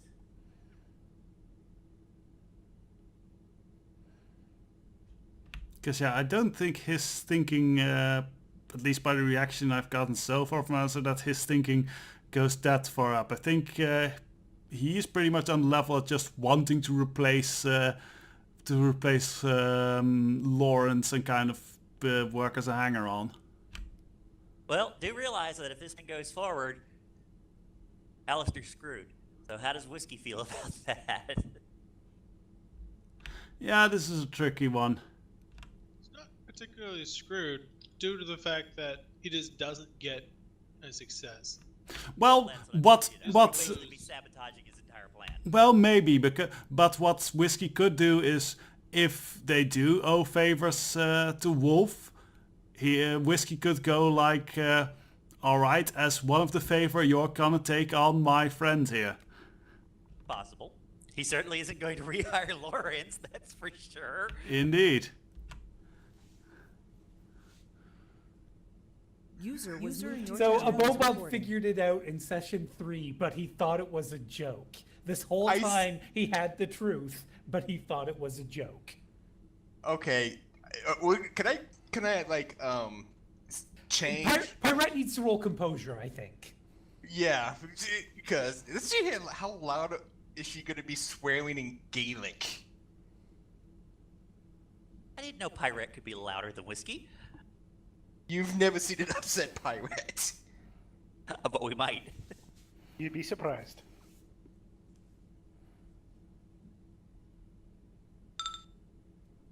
That's Damn. not enough.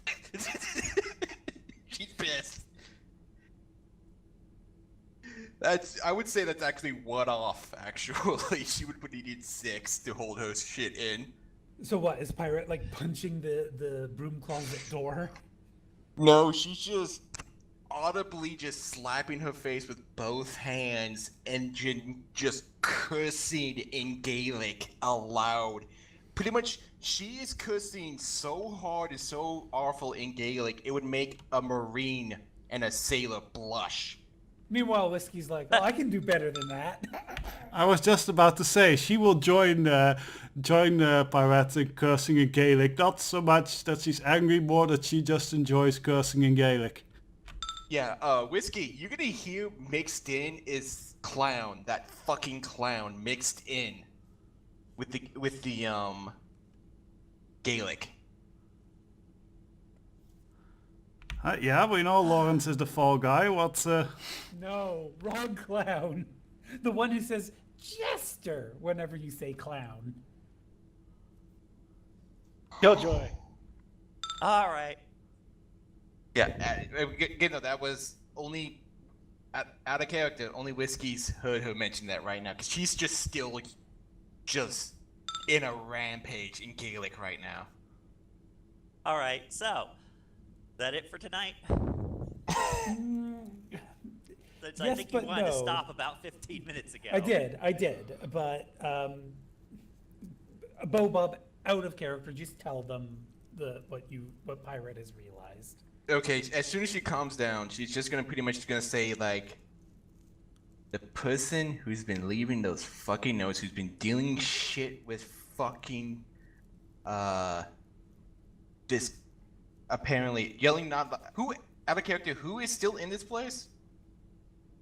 Outside the people in this room? In the room, the people's tokens in the room are in the room. In the penthouse, people are exactly where their tokens are. Okay, then she's just gonna be like, Killjoy is Parson. The real Parson. And Wolf Davey say, who the fuck is Killjoy? oh, that jester that stabbed me? Yeah, and I'm gonna say, and I'm gonna say, No, okay, No, wait, not Whiskey. wait, no. Pirate, did you say the real Parson? yeah. No, you have never seen the real Parson's aura. The real Parson is in the Confederate American States. He has been there for weeks. It's the clone. Oh, okay. Yeah, that's right. Yes. That's Yeah, what I I'm thought, saying then. I thought we And- knew that for a while now, honestly. This is why you're supposed to say these things out loud, Yeah, Twister. no, I didn't think I needed to for this one. I thought it was just a joke theory. I didn't think it was actually serious. All right, but who is the jester? It's Parson's Parson. original personality. No, The clone's original personality No. or something like that. no. What's going on? It's one body. 3 personalities in one body. yeah. Oh. Yes, that's why Frosty was playing Parson. It wasn't because his character wasn't finished. His character was finished. It was me and Frosty being... So guess who wrote all those notes out of character? Frosty. I had a feeling it was Frosty because that's something Frosty likes to do. Yeah, and he did a really good job, so... I give him a bonus promise card I for didn't those know. I notes. thought he was doing that for fun. I wasn't exactly 100% what was going on with it. I thought he was just doing something fun. Didn't I ask a few sessions ago if Parsons and Killjoy had the same body type? Maybe I just said it out loud and never really rolled or investigated upon it. Correct. I think, yeah, it's the later on that one. And now, But yeah, it was you like, also wanted to know if they had the same handwriting. Well, no, because they're different personalities. Even though they have the same physical hand, they have different flourishes and different styles. yeah. But pretty much what this would be then at this point would just be, Pirate would be just be explaining as just like, Parson, as she just points through the walls and around the direction where she thinks Parson is. He's the fucking clown. This is, oh god damn it, all this is, That means he lied to me then. The clown did, yes. Alright, he dies. Pirate, as soon as gonna turn over, Pirate's gonna ask Davy, you happen to know that Parson is, I believe, some kind of serial killer or something like that? Or at least some kind of deranged murderer? Wolf just doesn't want to talk to you right now because Grim brings up just one question, Wolf. Your Tuesday, that's your assassin, correct? How exactly do we protect him and also make sure you know we protect your plan? And Wolf Davy's like, Tuesday knows his end of the plan. Is he was going to do it at the debate, and things have changed since then. I haven't really. He and I haven't touched base, but he left a note at a drop point saying he's still going ahead with everything. He's doing it at the debate. He's doing it tomorrow, which means he's going to get in here. And how were you thinking of going to pay him if you don't have the money to pay just about anything else? You see a big smile crawl on Wolf Davy's face. You are going to arrest him afterwards. Yeah, the bounty on Tuesday is huge. So we're supposed to capture two. Hey, we made the agreement with you. If our political affiliations get the credit, you get the cash. Hey, I'm still. I'm gonna roll a composure for this, as Whiskey seems to be Nobody else twitching did at this anything point. earlier. And This- starting now, when I have an idea, I'm going to start saying it. Yes. And I hope that I'm not going to be obnoxious with the amount of ideas that I'm putting out. I do have one question, though. I thought we were very, very certain that Parson was not leaving the building when Killjoy was. I mean, literally, Grim was Well, sitting outside his bedroom while yeah. we were Yes. fighting with him on the What- pier. And Wolf has no idea who Killjoy is, so that whole thing has to still be resolved. Yeah. But at this point, Pirate is certain it's the same material of the aura that just shifts and reconfigures itself, essentially. Grim says, well, we need to figure it out ASAP, okay? And as I'm sure you're well aware, we don't want us to fuck it up. So how about you also do me a big fucking favor and tell us how we can both stay out of your way and do the real job? Whiskey, what shit. what was your composure? Basically, well, she has now a really, really, really intense hatred for Wolf and the way he's been playing them and other professionals. So that role was, if she could resist, just snapping, walking up to him and trying to kill him. I hope But it's she there got just 3 as a hits, so... reference. I'm sure Grim would stop. Yeah, Grim would have drawn her gun to stop Whiskey. Oh yes, of course they would stop her, but that she would attempt it, but only on a critical glitch. Right now she just hates Wolf, but kind of, well, she's dealt with horrible people before, so she can kind of drop it. But yeah, so I think this will just be the way to wrap it up. Is Wolf will say, I'm going to trust Tuesday to get in and get the job done, and then I'm going to trust my contacts with the police to be surrounding the building and making sure Tuesday doesn't get out. Mhm. All right, then. So, has anyone ever here been to the Sierra Madre Casino? Because I'm getting some flashbacks. What we need to address next session, because seriously, we've gone half an hour over my planned stop time, is the other contracts, because Wolf Davy only set up the one with Tuesday. The whole Killjoy Parson thing, which Wolf Davy honestly has no idea about. He's utterly, like, he's even confused about how Parson had this multiple personality thing at all. And he was also surprised about Parsons' gene tweaking not being according to schedule, like, or according to plan. Like he was supposed to be a perfect genetic copy so that whenever the autopsy was done, they would say, oh, this was Parson. You know? So there's things that there was a plan. It was, what was it that you called it, Desperado? The something gambit? Oh, you mean we're in a gambit pileup? Yes, the gambit pileup. Different people have different plans. And those plans have kind of screwed up other people's plans all the way along. So everybody had their own idea of what we can do to get ahead in this, and everybody else's plan has screwed up everybody else's plan up.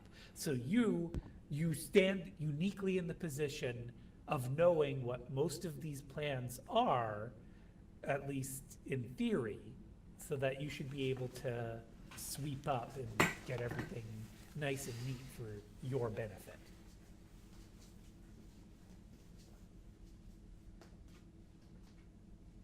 Fair warning, anybody who Googles that phrase, if you find TV tropes and go on to it, it is your fault, whatever happens after that. Yeah, Which one are you talking about? TV tropes in general. Yes, exactly. But that phrase, that is the name of a trope, hence the reason I used it. What? Where? The Thanos Gambit pileup. Oh, that thing was just created because of the movie, yeah. But okay, I guess we ended here. So yeah, I know Whiskey seemed awfully upset, but I mean, come on, Whiskey. He's only screwing over assassins. And, you know, he did specifically say, if you remembered his meeting with Monteson, he did the plan. They specifically did not want a local for their plan because they didn't want to shit where they eat. Of course, you know, he said it much more eloquently. Tuesday is an international assassin, so. Oh no, it does. It's not that matter. It's that they are screwing us over, and they've been insulting us by saying that whiskey's not famous. You were never supposed to be involved. And that doesn't matter. Screwing over, screwing over. But yeah, I think a lot has been revealed in this session, so we can discuss some stuff in BBM, and then maybe next session we can get right to the juicy assassination event. All right. Now, are we trying to actually save Killjoy or not? Okay, so I was kind of hoping this could play out differently, but we're going to have to talk to Frosty because Killjoy is his character. Technically, Parson is his character too. So yeah, because Whiskey wants Killjoy dead right now. She didn't want it before, but now she does. well, there is a way he might be able to redeem himself in your eyes, but we'll have to wait and see. I don't want to spoil it. Frosty knew in advance that this Gambit pile-up mission could potentially have some risks to him, but he always has the option to burn a point of edge for Killjoy to get away. So even if, you know, Parson gets stabbed or shot, falls over dead, they cannot resuscitate in time, Killjoy's still gonna wake up in that morgue and walk out somehow. Well, the point is, we kill Parson, but there's other personalities to take over. Maybe we just kill a personality. I mean, it's been done in other works of fiction, like I mentioned earlier in the chat. Yeah, but then that screws Wolf's plans. Now, of course, there is a way to potentially get Wolf's plans to work, not quite as much as he wants them to, not a full martyr, but a partial martyr. So you might be able to convince Wolf to scale back on his plan so that the clone doesn't have to die, but we'll have to wait and see. Yep. I definitely hope also to discuss some things with you in private, VT, in between this week. Oh my. And yeah, I think we're still good for the 13th. I'll have to double check that, but if you and Kara are, we should be good to go. I'm good. Bobo, you weren't invited. Yes, I was gonna say like this. Oh, 13th?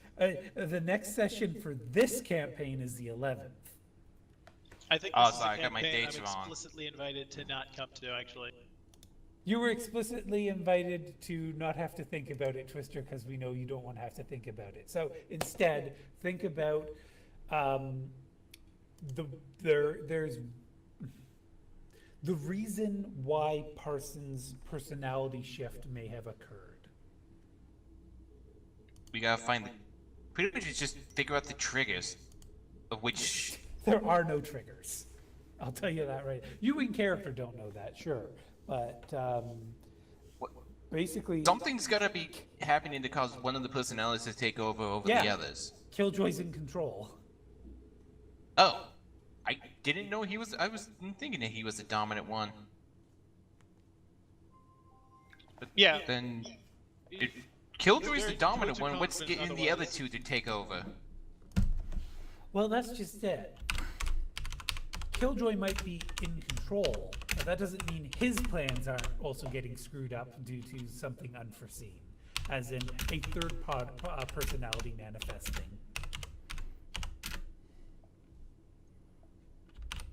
But with that, I'm stopping the recording and wishing you all a good night.